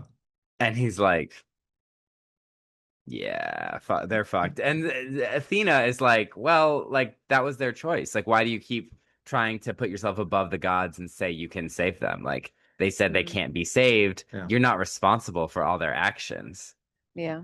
And he's like, no, but I am. And she's like, you're not the gods. You don't control fate. Like, um, I mean, and that's a very interesting perspective too, because I mean, they're more scared of him and his disapproval than they are of the gods, even though earlier they're like, you're the reason Poseidon's mad at us. Right. Yeah. It's a complete 180 that they had, which I thought was really great. It was also humorous where Matt Damon's like, you don't think the gods are going to see this? You just see you Yeah. hiding in a hole. Yeah. Like, right. I Yeah. laughed at that. Like I if you thought that did was it at funny. yeah, if you did it at night, they're not gonna see. Yeah. Just because he's Yeah. a sun Right. god, Yeah.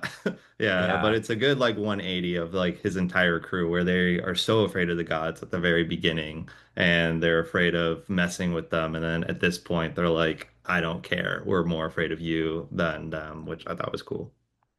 And then this is where the wind does turn finally. They all get on the boat. They're so dumb. I'm Yeah, like, you they just they're yeah. like, oh, we'll be safe. And he's like out under Zeus's sky and Poseidon's ocean. It's Yeah. like, the gods who control the elements, they won't.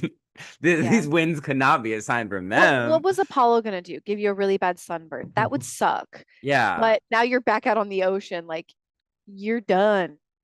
Yeah. I mean, Apollo did send plagues to the Greek camp in the Trojan War. He also is the god of healing and pestilence. So Oh, great. he's gonna give them COVID or COVID. cyclospora. So yeah, mad Yeah, cow disease. mad cow disease. And so the storm hits. The ship is broken in two. Rafa next to me was like the Titanic. Yeah, I thought that too. And we get this like farewell where Eurylochus is like, bye. But earlier they're like, oh, just apologize to Poseidon. Yeah. Like, and he's like, that's not who's sending this. He's like, they're like, no, it's still your fault. It's like they refuse to take responsibility for their misdeeds.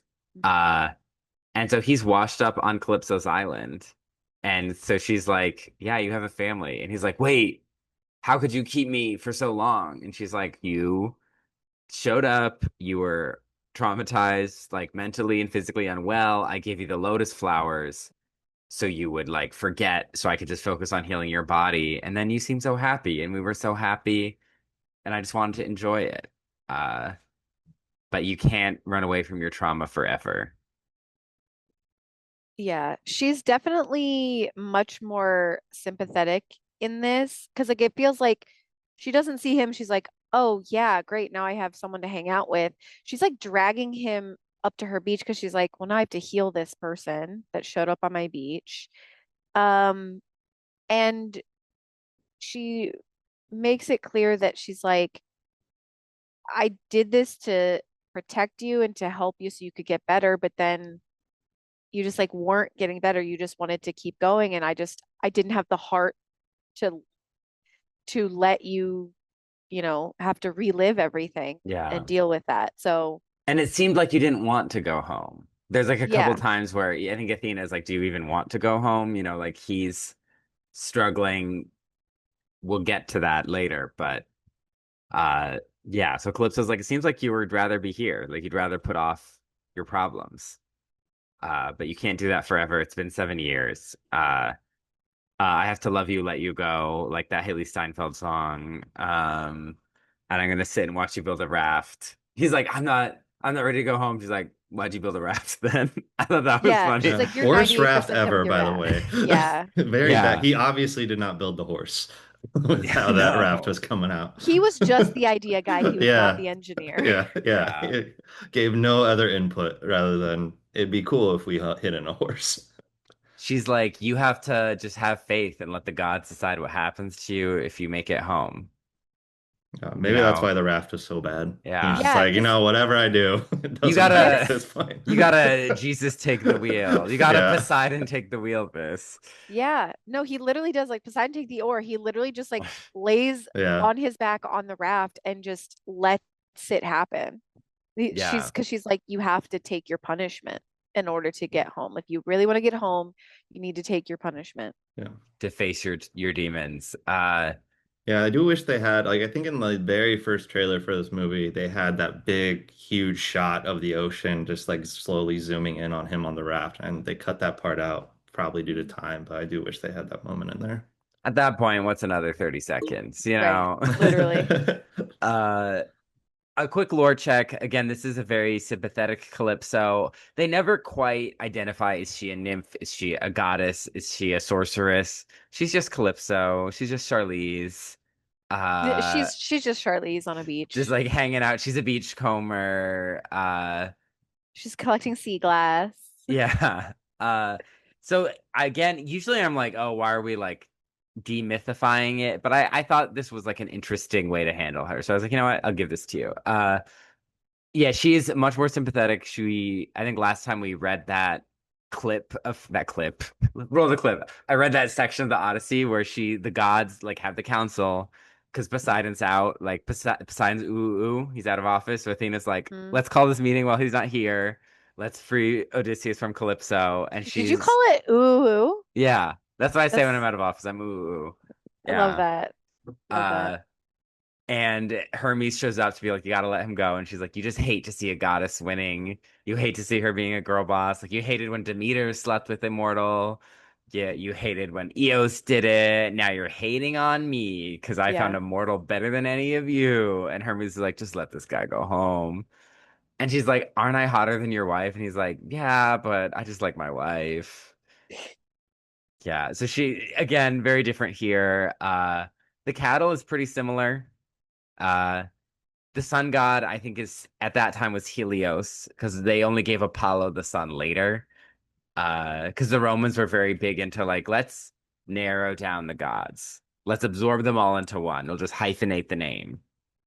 And so then they're like, Apollo's the sun. Whereas before he was more like the concept of light and reason, and Helios was like the literal sun. Mm. So Scylla and Charybdis, pretty similar in the myth. Same with the sirens. Um, yeah, so this is a pretty faithful adaptation, I would say. But meanwhile, back at home, Mia Goth betrays Penelope. She's been hooking up with Antinous, lets him know that she's been unweaving her shroud every night, undoing her progress. Uh, and he's like, it's okay, Penelope. I won't tell the others, but it's time to let go. It's time to choose me. I was supposed to look after you. He left me in charge. I would go with him. Like I'm a hero. And she's like, well, what about my son? Like, will he's like, yeah, he'll be the heir, unless we have our own kid. And she's like, A little asterisk in that contract. Yeah. yeah. This was actually, I think this scene slapped so hard. This was such a good scene, like acting wise. And then there's the shot, it's like through the shroud, and he's Yeah. like whispering, like, let it go, like, move on, it's time. And you can hardly see him. And Yeah. so it's like you're just seeing her. And it's like he's the voice of her, like, temptation, of her exhaustion and like her, like, maybe I just need to let this all go. And Yeah. he's buried in the sun. It's just like, beautifully shot and designed. And I was like, yeah, Christopher Nolan, you son of a bitch, you did it. Uh, just great acting, great writing, great shot, great scene. Also the pig herd is being bullied by all the men. They had left the dog out on the dung heap. That's how you know you hate them. Uh, Yeah, I like how they like before this like really reinforced that they're the bad. Like they kicked Yeah, that they're dog like kicking the several dog. times. Yeah, like they're Yeah. like yeah, we gotta destroy any sympathy you might have for Robert Pattinson. You gotta completely forget that he is who he is. And they Yeah. do so many things to that poor dog just to like make sure you know he is the villain. Yeah. yeah, because Telemachus fights him about it, and then they're like, "Oh no, he broke Zeus's law. I should Right, kill yeah. him." But I guess Save I'll the let him cat. free. Yeah, save the cat, kick the dog. Yeah. Uh, so Mia Goth is also like he went to Sparta. He didn't go to the country. So our Pattinson is making plans to get him killed. He's Mhm. like, they'll be prepared for robbers, but the priests at Pylos, they'll think they're safe. So you go kill the priest, take their robes. I'll be ready this way. So they kick the pig herd out. They kill his pigs. They bully him. They're just being dicks. They're Mhm. shitty people and they're trying to kill him. He's been training with Menelaus and he's like, I think you need to head home. You're running from your problems, buddy. You got to be a leader. And Helen is like, tell your mother I am so sorry for everything that happened in my name. My bad. And Menelaus is like, oh, shut up. And it's like, poor Helen.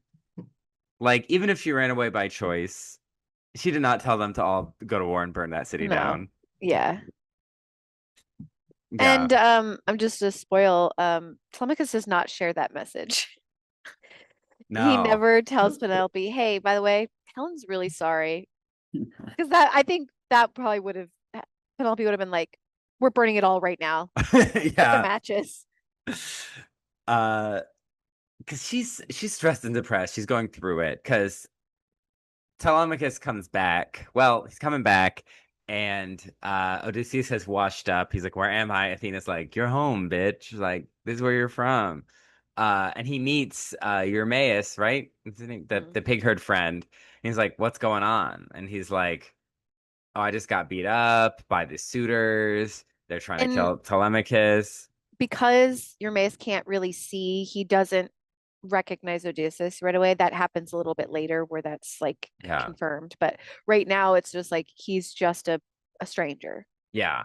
He's like, "Sorry, I don't have much because the last visitors took everything." Yeah. And he's like, "Oh, I worked with Odysseus. He's on his way." Yeah. So he goes to Pylos because he hears about the plan, where Telemachus shows up with his mentor. Yeah. Um, and they show up at the temple of Athena, and the priests have all been replaced by the goons. And Odysseus Which shows. the guy that Antonius talks to, who is like the lead goon, I'm like, that's the most goon looking guy. Of course Yeah, he's a he robber was on the born for street. it. Yeah. Yeah. I think Christopher Nolan has a Rolodex of people of like henchmen roles Yeah. of like Yeah. call out to my henches out here like Yeah. uh and this is Mentor does die in this fight. Odysseus gets in, he's like, "I Yeah. have a message." They're like, "Send him away." And he's like, "No, he has a message for me. He's a stranger. He has Athena's eyes." That's he like Telemachus is always like, "You have Athena's eyes." And he's always kind to like wanderers and strangers. And then he's like, plot twist, "I'm a badass and I'm gonna save your ass from these people trying to kill you." Yeah. Yeah. Also, shout out to Ryan Hurst. He plays the mentor role, and he was gonna be Kratos in the God of War series and lost it this weekend because he got injured. And they filmed 4 episodes, and now they have to recast him. So it's Oh been like no. a weirdly bittersweet weekend probably for him, where he's in the Yeah. Odyssey, he has this cool role, and then he lost out on another Greek story. Because he Oh. got injured. Yeah, his bicep apparently tore, and it's going to take like 8 months to heal or something like that. Oh, Yeah, that's so brutal. shout out to him. Yeah, pour one out. I know I said that I sounded sarcastic, but I I know. meant it. Like Yeah. you were Pouring out. genuine. Man's unemployed. Yeah. Yeah. I mean that Yeah, sucks. that does Like suck. Yeah, that that Yeah, does really suck. four yeah. episodes of filming and it's all gone. Yeah. I'd be crying a lot, honestly. Yeah. Um So I hope he gets his flowers from this, since yeah. he unfortunately will not for God of War. Yeah. Shout out to Ryan. Let's do a quick lore check. Because basically where we're at, he's like, "I'm a friend of your father's. He's coming back. He's on his way. Let's get home and help your mother."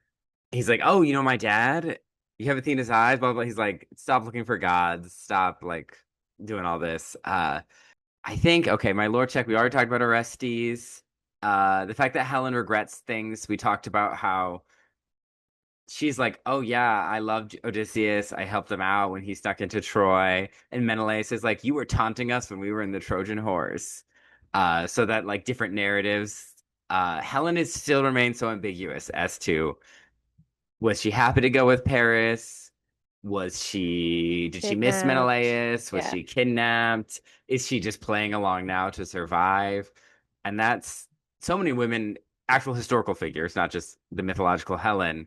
Historically, it's always like, what were you thinking in this moment? Like, especially people who are very smart, like a lot of Elizabeth the First. I mean, I'm Irish Catholic, so I can't like her that much, but I there's like a lot of if you like read things she said at the like throughout all her tumultuous life, especially early on, it's like how much was this her sentiment and how much is her literally just trying to survive like all these Yeah. crazy machinations. So I think that's just a thing that happens with a lot of historical women. Uh Athena is the one that helps Odysseus reunite with Telemachus and the pig herd, and she does a lot of like, do this in disguise. I'm in disguise. Now you're in disguise. Now a lot of disguise is happening. But the dog does recognize him in the myth, and it's a very similar story where the dog recognizes him, and that's his last moment. It's like he can finally die in peace. Yeah, I that was saw a him again. sad, sweet moment when his tail started wagging again. It was so when he sees the dog and he gets there, and the fact that's how Telemachus is like, "Oh, you are my dad." Yeah, that was a sweet moment. Yeah, and we get the flashback to the dog as a puppy. Yeah. Mm. You can't do that to me. Can't Yeah, show me time has passed. Ugh, a 20-year-old dog, that's an old dog. that is an old dog. Which Yeah. is why, again, you hate Robert Pattinson so much because Yeah. he's kicking a 20-year-old dog. Well, it wasn't Robert Pattinson, it was his crony. No, They they both both did. were, Yeah. yeah. Oh, Yeah, I think no. Corey Hawkins is that actor. He does it Yeah, first, and Corey then Hawkins. Robert kicks him again. Yeah. He's like, "Oh, you don't like me doing this?" Yeah. Yeah. Uh, so Telemachus is like, "You're my dad," basically. But they don't say it directly. He's just like, "Oh," he's like, "Yeah, I bet your dad would be very proud of you. All right, let's do this mission." Yeah. So he's in disguise. Penelope is so mad at him at Telemachus. She's happy he's home, but she's also like, "You're so annoying." He's like, "You got to get remarried," and she's like, "Oh, or the throne, because the throne's been empty." And she's like, "Empty? I've been running this kingdom." But they're concerned that we can't raise an army if the sea people come. And she's like, "The elders, fuck the elders." She's like, I love Odysseus. I don't want to be remarried, but I guess I have to. Uh, because that's what Odysseus is like. Tell your mother to get remarried. Mhm. And he's like, "All right." He's in the feast as a disguised beggar. The suitors are jerks to him. He's like, "Give me some food." They're like, "Oh, bowl scraper," and they're like spitting at him, dumping out his food. And he's like, "Oh, I have something for you, Antinous," and he gives him the lot. And he's like, "This isn't mine." And he's like, "No, it's yours." And And this he, is also like Odysseus has taken on the name Sinon yeah, in Yes. this scene. sequence as well. Yeah. He's like, "Oh, I served with him in Troy. He was the bravest man, so I took on his name." And Antinous loses his shit, is beating him up. They're all like, "You can't beat up an old man." Telemachus is like, "Feast over. Everybody out." And Mia Goth is like, "Well, she wants to speak with you, so hang on." But again, it's so satisfying to see Antinous exposed for the sleazy fraud he is. Mm. Especially with the way he says like plate liquor. Like he Yeah. says that so like egregiously, so mean. Like it's like Well, he's like, "Oh, you're just eating other people's food," while he's sitting there eating right, other yeah, people's food. yeah. Yeah. Odysseus says that to him, and he's like, that's when Robert Pattinson like kind of loses his shit. He's like, Yeah. oh no, you did not just say that to me. Well, it's like, if you're poor and you're on food stamps, you're a moocher. But if you're a business getting government money, you're just a smart business. Yeah, It's like, exactly. it's just all about class at the end of the day. Yeah. So he speaks to Penelope. She's like, "Do you have news of Odysseus?" She's like, "I served with him."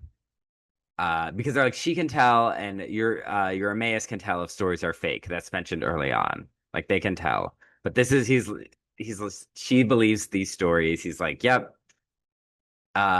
She's like, "The songs of Troy must be annoying to you." And he's kind of like, "Yeah, I served with him." She's like, "Is he coming home soon?" And he's like, I think he was scared to come home because he felt like Ithaca would be destroyed because of what he unleashed." And we get this flashback. We see the fall of Troy from Odysseus's perspective. You see the people fleeing, the city burning, just he's like the 10 years of rage pouring into the city, just the violence, which, that's why I'm Team Troy, because I'm like, they're just trying to live, and the Greeks are just killing them for no reason. And you just see the violence, and you see he's looking at Athena as he tells this story, and we see him in Athena's temple, and them cutting off the head of the statue right as he sees this girl, this priestess, begging for her life. I guess I should have said this was not. We know this isn't a spoiler-free podcast. We're doing the whole plot, and he sees her get beheaded as she's begging for her life, and it's Eurylochus who does it. Hmm. And you see how deeply that affected him, and that like that girl became Athena to him, and she disappears in this like kind of moment of like not quite forgiveness, but like he is able to address it head on. He's like, I violated Zeus's law and the sacred Yeah. contract. I'm the people from the sea. Like the Greek veterans are the people from the sea who have destroyed our society, who have spread that violence. And Penelope is like, oh, you are the people. Like she puts it together. And this was actually to me the most like brilliant part of the whole movie. This Yeah. was standing ovation, like amazing. Like I was just like, wow. And so that's why I'm like, I'm a Christopher Nolan hater, but I was like, this is brilliant and beautiful and well done and like a twist, but not like a Yeah. corny way, like just like I didn't expect it and I loved it. Yeah, it was. So, Go ahead. so you said that this girl becomes Athena, like his visage of Athena to him. I kind of read it as like she was a god in disguise. That was Athena that they Be kill. Like, It could yeah, be both, and that's what yeah. another cool So thing that's about it. interesting. Yeah, Yeah, I thought it was really cool that like every act of this story, there's like another layer to the Trojan War. That act worked really well in this, where the first one is just a song. It's what everyone hears. It's what we all yeah, know.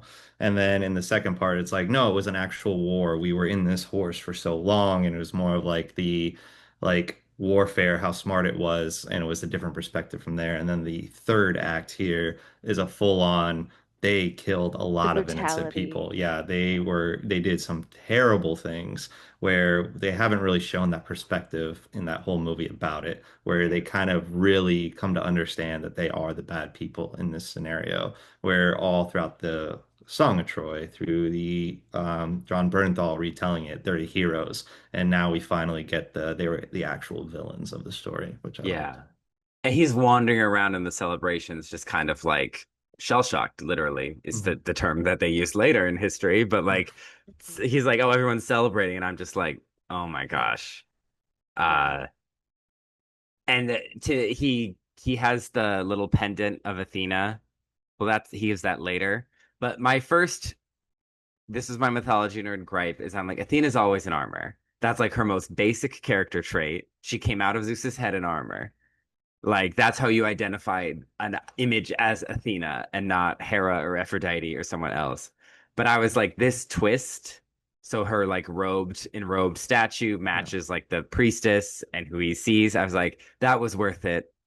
Hmm. So that's why, as I believe you can make adaptational changes to stories, you just got to make them worth it. Yeah. Uh, so this is where the next feast is like Penelope's like doors barricaded, everyone inside. The servants put all the armor upstairs, lock it away. Eurymaeus gets the armor locked away. The sneaky goat herd watches this. Uh, This guy, okay. I this guy was pissing me off the whole movie. And it took literally till the end for me to be like, okay, this is finally where they're paying him off, especially with like the Spurs thing. yeah. I was like, They're like, you're because wearing spurs in the hall, you're a goat herd. Yeah. yeah, I was just like, this guy, he was just so annoying. And then, he obviously gets worse at the very end, but yeah. I mean, bullying a blind man and a dog is also pretty bad. Well, But yeah. yeah. Uh, but Penelope is like, time for my challenge. Odysseus used to do this for fun. He'd string the bow and have people try and shoot it through the axes. This is before axe throwing bars. Yeah. So she's like, if anyone can do this, you can marry me. They Uh, lock everyone in, yeah, it's a lock-in. church lock in. Church lock-in. Instead of laser tag, we're doing arrows. Uh, and Antinous is still a coward in this. He's like, does not want to go first. Yeah, he doesn't even try. Like, No, he Yeah. lets everyone else struggle and yeah, try, and they're like, "Oh, that'll be easy," and then they can't. And then the beggar is like, "Well, if he's not gonna go, the beggar Odysseus, he's not gonna go. I'll go." And they're like, "Oh, you can't do it." And then it's like, he did it. And Yeah, then there so was a fake out moment. Like it's probably both supposed to, fake out the people in the hall, like to make them underestimate him, but also a fake out to us, like, oh my God, what if he's like so old and like ruined from this war, like he actually can't do it anymore? And it's like, just kidding. and we get the big climax. He starts his John Wick Yes. murder spree. Yeah, Penelope's that like, final bow thing where he does the sound of it was yeah. so good. Yeah. Don't fuck with a man and his dog. Yeah. Yeah, and his wife and Yeah, kid and yeah, whole and his whole house. home, Yeah, everything Well, you actually. said the everything. John Wick Yeah, reference. Oh Like, yeah, yes. don't fuck with a man and his dog. yeah. And Penelope is like, okay, let's close up like the ladies' quarters, and she's like, Mia Goth, you can stay outside. Yeah. Does Mia Goth die? Did we see that? I We don't don't think we see her did. die. Yeah, We I see know she her. hides under a table, but yeah. Yeah, we see her high. I think it's like they wanted to reference the fact that in the Odyssey, those maidservants who betrayed her were killed. But I Gotcha. just think it would be hard for us to sympathize with Odysseus after this particular Right. character journey to just see him murder another unarmed woman. Yeah. Yeah, it's like, oh, now who is Mia Goth Aphrodite in his brain? So he's killing everybody. It's very satisfying. But the goat herd breaks into the weapons and is like trying to throw them down weapons. And then Telemachus, because they're like Telemachus Well, can't fight because whoever kills the suitors is their families will seek revenge. So they'll have to go yeah. into exile. Yeah. So Telemachus can't break the law, but Odysseus is like, I'm beyond that. I've broken the contract. I'll do it.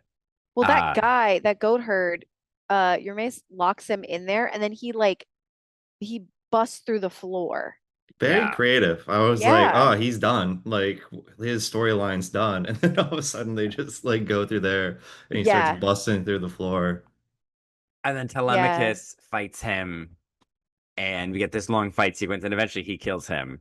Yeah. And that Yeah. fight sequence mirrors his training Yes. Yes. as well. And he starts throwing weapons down to his dad too. It's giving like Super Smash Bros. Like weapons dropping down. And it's a tough battle, but he wins. He kills Antinous and shoves the lot in his mouth. Yeah. It's like, take your shame with you to the underworld and tell Sin and hi. Yeah. And I also everyone, love how Robert Pattinson was just behind the the little area there, just like hiding amongst And like trying shouting not to fight. orders. Yeah, yeah. yeah, he shouts orders, but he never Yeah. fights. To the most Yeah, obvious things, like, hey, drop swords, get swords. Like everyone knows the swords are coming down, and he's just trying to be helpful, saying he did something if he does win. he's a little worm. Yeah, without me, you wouldn't have known the swords came down. Yeah, he goes, at one point, my favorite line was, Yeah, Spears. Okay. Thanks, man. yeah. They did such a good job of making him so pathetic. Yeah. And everyone else claps. Everyone else bows to him. But he's pretty injured, and he was dying, or it looked like he was dying. Rafa turned to me and was like, "Does he die?" And I was like, like, I don't know. In the story, he doesn't, but this movie could change it. Yeah. Uh, but he's like, Penelope, I just wanted to see you one last time. And she's like, one last time. And it's like, here, because we're going to run away together like you always wanted. And here's the Athena brooch. So you know it's me. Because he gives it to her now, right? Not earlier when he's the. Yeah. Yeah. He Okay. mentions the brooch, so she knows that he's telling the truth, but he doesn't present it to her. Yeah. And so now we get the ending. Like he and Penelope sail off into the sunset to go to the unknown west to offer for Tribute. tribute to the dead, those who died unburied. They found the city of Boston. They sail real far. Telemachus will be king. He's grown. Um, he references the Bronze Age collapse because he's like, the people from the sea were collapsing. People will sing our songs when they lose the ability to write, which is how the Iliad and the Odyssey is commonly thought of, were remembered as poems and songs before they were ever written down, because the Mycenaean language died out. Like people weren't using that script anymore, but the songs survived. So when we're all dead, people still may know Jason Derulo, but they may not know our writings. Yeah. That's an interesting prospect. Yeah. So that is I guess our final comparison to the myth is that Odysseus doesn't exile himself at the end. He stays. There's a reference to the suitor seeking revenge, but Athena fixes that. And there's this idea that he's testing Penelope's loyalty like Clytemnestra, and in the underworld, Agamemnon's like, Penelope's so much better than Clytemnestra, than my bitch wife who killed me. Um, yeah, so but again, a pretty faithful adaptation. Do we have any final thoughts on anything? Characters, plots, I thought it was I costumes? cool that the ending was kind of a mirror to Oppenheimer, and they kind of had the same thing, but Odyssey gave just a little bit more hope to that, where Oppenheimer was like, oh, he's the destroyer of the worlds. What has he done? He's brought upon this great evil upon the world. And Matt Damon's character in the Odyssey kind of mirrors the same thing, where it's like they will do the same thing unless we remember what history has taught us. But if they don't, they're going to go down the exact same path that we did. So I thought that was a cool little mirror to his mm, past work. It reminded me of the end of the Batman trilogy, because doesn't Hmm. Christian Bale go off with Anne Hathaway at the end? Yes, they do. Yeah, someone's been making on Twitter, they've been making memes where it's like Michael Caine in robes and he looks over and he sees Matt Damon and Anne Hathaway in a robe going like nodding. Yeah. So I'm like, you know what?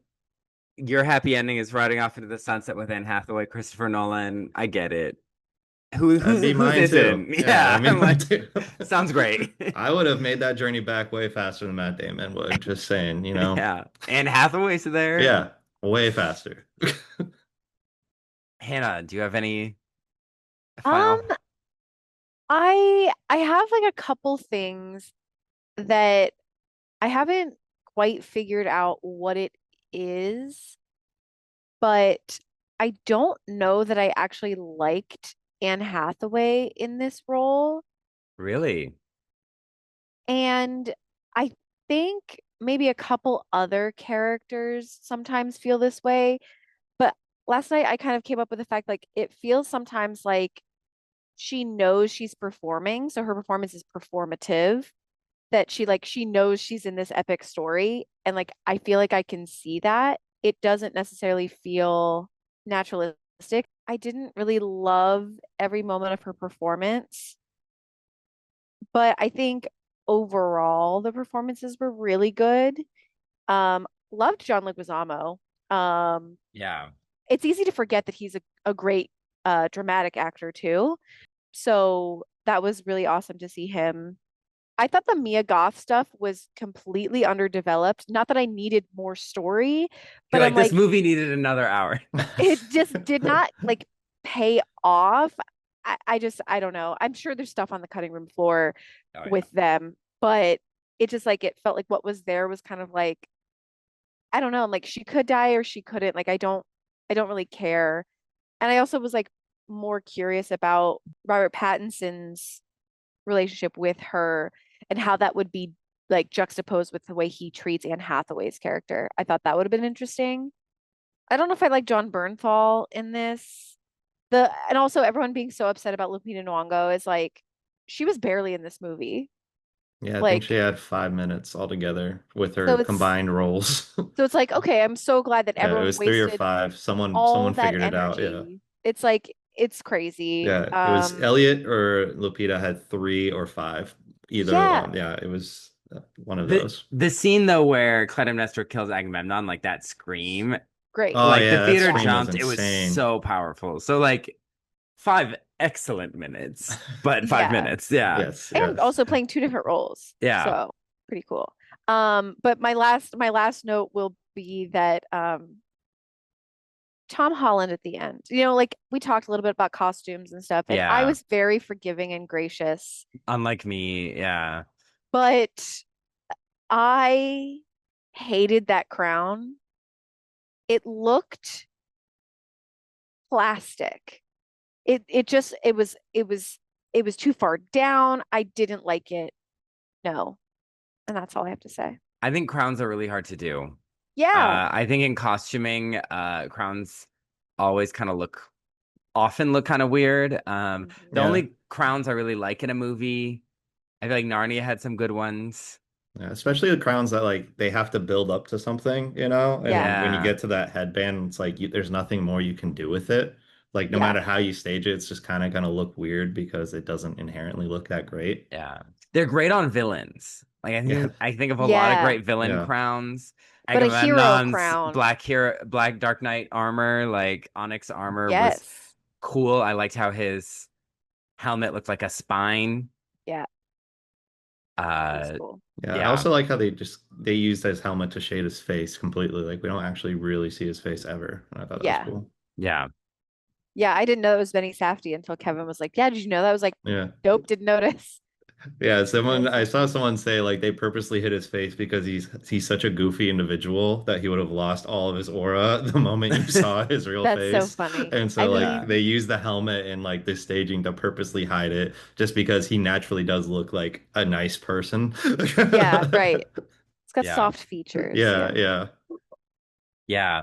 Yeah. I think that I've said my thoughts, my issues again. Like sometimes it's just I dislike the architecture or the costumes for just being so dark and like I don't want to use normie because we're about to talk about normie a lot for Sea of Monsters. I think just like brutalist or it's just like unimaginative to me, just like so stark. And I'm like, Mm, I wanted a more lushness, but it's Christopher Nolan, so I didn't expect yeah. that. But I think the performances and I think that whole kind of like introspective hero's journey of like the cost of everything, I think in a way he was sort of the perfect person to do it because he's done that so much and he's really defined heroism and masculinity for so many people. So I think this sort of like deconstructive twist on it, in a way he was the perfect person to do. So yeah, I was surprised by a lot of the ways this movie made me feel. And I thought Anne Hathaway was good. I'll say that. I think there's a couple times where she is has to give the like obligatory acknowledgement that she's a woman in a period piece where Mm, she's like, I'm a woman, I can't be in charge. And again, I'm not sure if that's the director like discovered feminism or if it's the audience. We have to remind the audience because they'll be confused about this, so we have to like spell it out that like she doesn't have equal rights, mm. like it could be either because so many hit period pieces do the obligatory like I'm a woman, this is my role in society. We just read about Mulan on Life's But a Song recently, and like they spell out, and I mean that's a kids movie, so yes, please spell it out. But yeah. Kevin, do you have any final thoughts before our big question? Uh, I mean, I enjoyed the movie. I think as far as vehicles for Matt Damon, I can't say that I've ever really given a shit about him as an actor, but I did think he acquitted himself very well as Odysseus. Um, as somebody who I don't know that I would call myself a stan for Chris Nolan, but I have seen and like pretty much his filmography. With this film, again, I think it's very well done, but I also don't see any reason why, after now seeing it twice, I would ever watch it again necessarily. Um, but but yeah, overall, it will be nominated for many Oscars, I am sure, and make a great deal of money. But I enjoyed it. But for me, I just didn't, or I guess I don't see a lot of replay value. But that's just me. Yeah. But now the kids are Homer maxing, I guess, and they'll learn more about the Odyssey. One can hope. Yeah, Because no, we know, that's happening. Yeah, there's yeah, I saw an article or partially read it where a lot of Greek professors and stuff like that are noticing there's an uptick in mythology that people want to learn more about it now. So yeah. even though this is probably like a whole, not just the Odyssey, obviously, because it just came out, but it is an upward like trend. Mm, Yeah, I mean, I think the Percy Jackson series coming out. Yeah, I think trends like Epic the Musical, like stuff online. I think there's a lot of just fun, interesting stuff to learn in mythology. yeah, And I think the internet makes so much of it accessible. yeah. So Also, this movie is going to greenlight the worst movie in the next few years where someone's going to try to replicate it, where they're going to be like, oh, Sword and Sandals are back in. And they're going to just hastily make another like Sword and Sandals movie, kind of like how Gladiator, when that came out in 2000, there were so many different Sword and Sandals movies Yeah. that came out, one of them being Troy, that were really not that great. And I feel like the Yeah. Odyssey is just going to, it's like the Oppenheimer end shot where it's going to be like, what have I done? Where a bunch of other studios are now going to make fantasy epics. Yeah. Is Jason and the Argonauts getting a remake? Yes. Well, I also Uh, think that New like Clash of the Titans reboot. Yeah, third Uh, one. Third one, Gods of Egypt 2. Yeah. okay, now listen. I That's really interesting because like I also think that there's, at least in my opinion, kind of been an uptick in like period piece biblical pieces. Like the Yeah. shows that are on, The Chosen. they're doing Passion of the Christ 2, Electric Boogaloo. Yeah. Yes, yeah, The Chosen. So it's like it is kind of strange that we're getting more into Swords and Sandals stuff in general. Yeah, I can't wait for Ben Shapiro. I can't wait for him to do his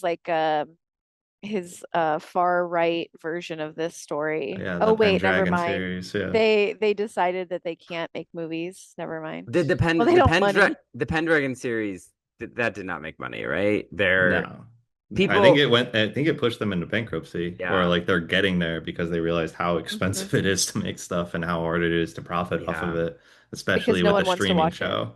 Yes. A lot of indie Christian stuff loves to do early Britain King Arthur stuff. Mm. Because somebody I knew friend or something made a movie that was similar, like Pendragon something when I was a kid that we saw on DVD. And I remember they're like non-denominational Christians in like ancient Britain. And they're like, here's a scripture verse I wrote for you. And I'm like, they didn't have this paper to hand out scripture verses. Uh, Yeah. They made the David movie. There's like the yeah. Angel Oh yeah. Studios. Yeah, Angel Yeah, Yeah, yeah. Studio is gonna make another one for sure. for Yeah. sure. But remember when they were gonna do Snow White? Brett Cooper was gonna Oh be Snow yeah. White, Yeah. and then they never did because No. it's expensive to make movies. Yeah. Wow, we're in the dumbest timeline. But all right, time for the big question. Was that your fantasy? It is a two-pronged question. Is it adventure you'd like to live out, and is it a movie you like? Let's start with you, Hannah. I would not want to live out this adventure. This looked terrible to go through. So to the movie's credit. But yeah, I think I did really like this movie. I think the things that like I nitpick about are more just like I think it's just like I have certain expectations of these types of movies that I don't necessarily think are rigid and shouldn't be. Like for instance, the American accentness of it all. Like last night I was kind of like, oh no, I do think like I'm a person who like believes that these should have some more pomp and circumstance with the British or British like accent. But then I'm like, actually, I don't know. I think it was actually fine. Yeah. I'm glad that everyone was consistent and on the same page. It wasn't Brad Pitt doing a half-hearted something and then everyone else just doing their normal accent. Um, so that was good, I guess. But yeah, I think I definitely really like this movie. I think it's one that I would watch maybe one more time and then maybe in like 10 years. I don't see myself watching this a lot. Like similar with Because like it's 3 hours. I because think it's three that hours, does because affect it. it's dark, Yeah. it's just a lot to take in. Because like Oppenheimer, I'm like, I don't plan to rewatch that anytime soon. And I saw it when it came out. That was the last time I saw it. So yeah, I don't watch a lot of Nolan movies multiple times, except for like the Batman movies. So yeah, I liked it. No, I would not want to live this out. So part of it is my fantasy. Yes. All right. Kevin, was this your Uh, fantasy?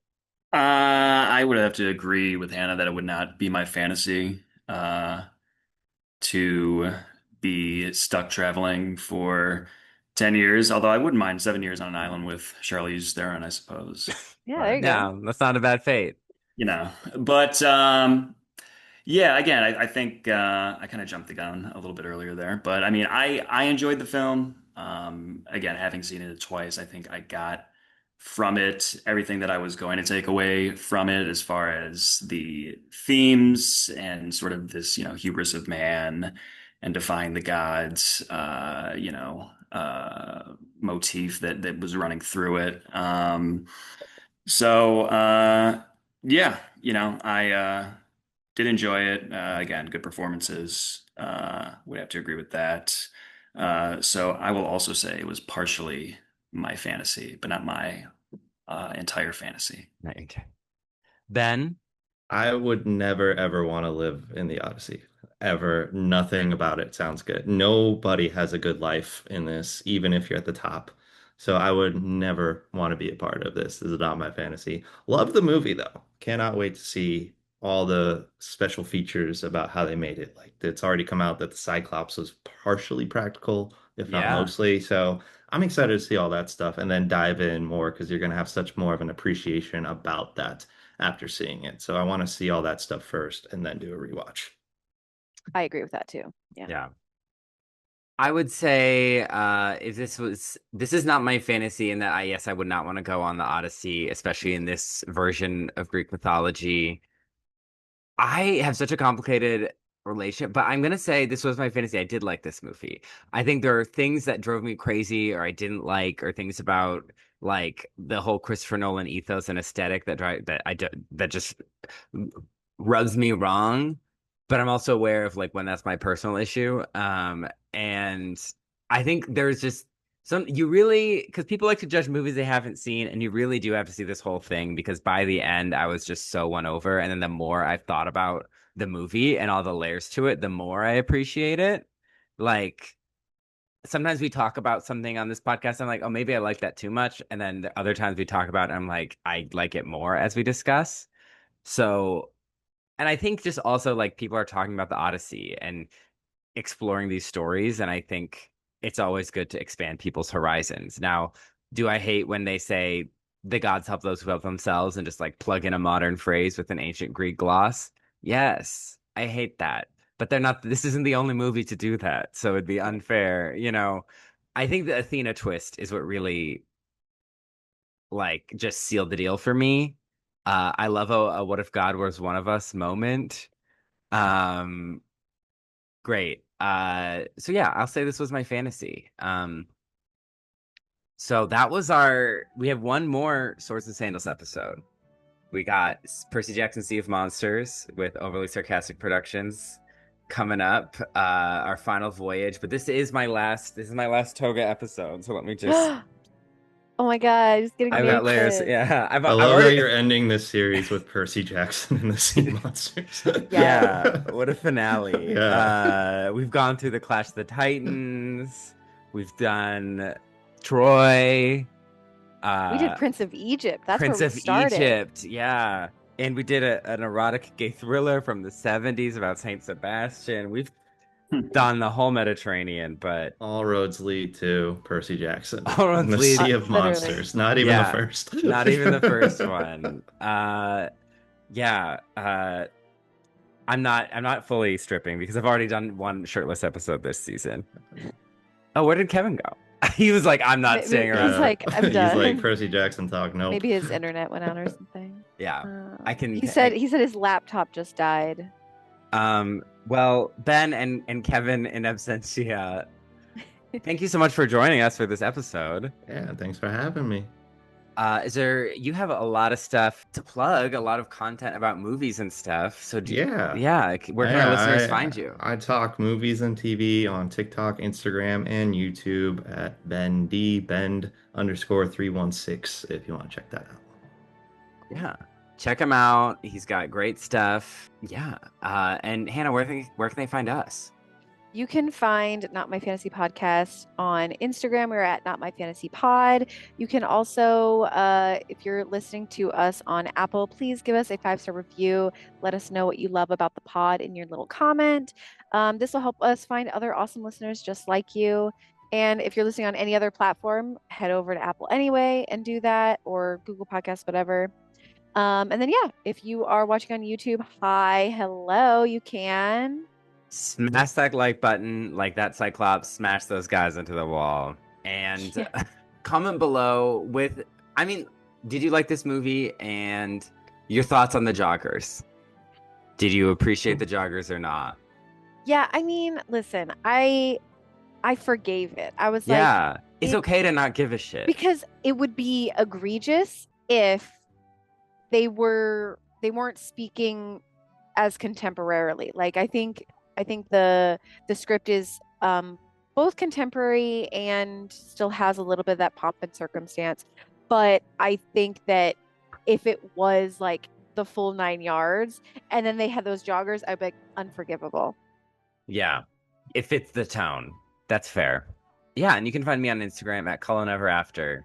Sometimes I plug that. All right, well, tune in next time for Sea of Monsters, Swords and Sandals finale. Kevin, thank you so much for coming on. RIP to your laptop's battery. Hopefully it recharges. Ben, thank you so much for joining us. And see you next time, listeners. Bye. Bye.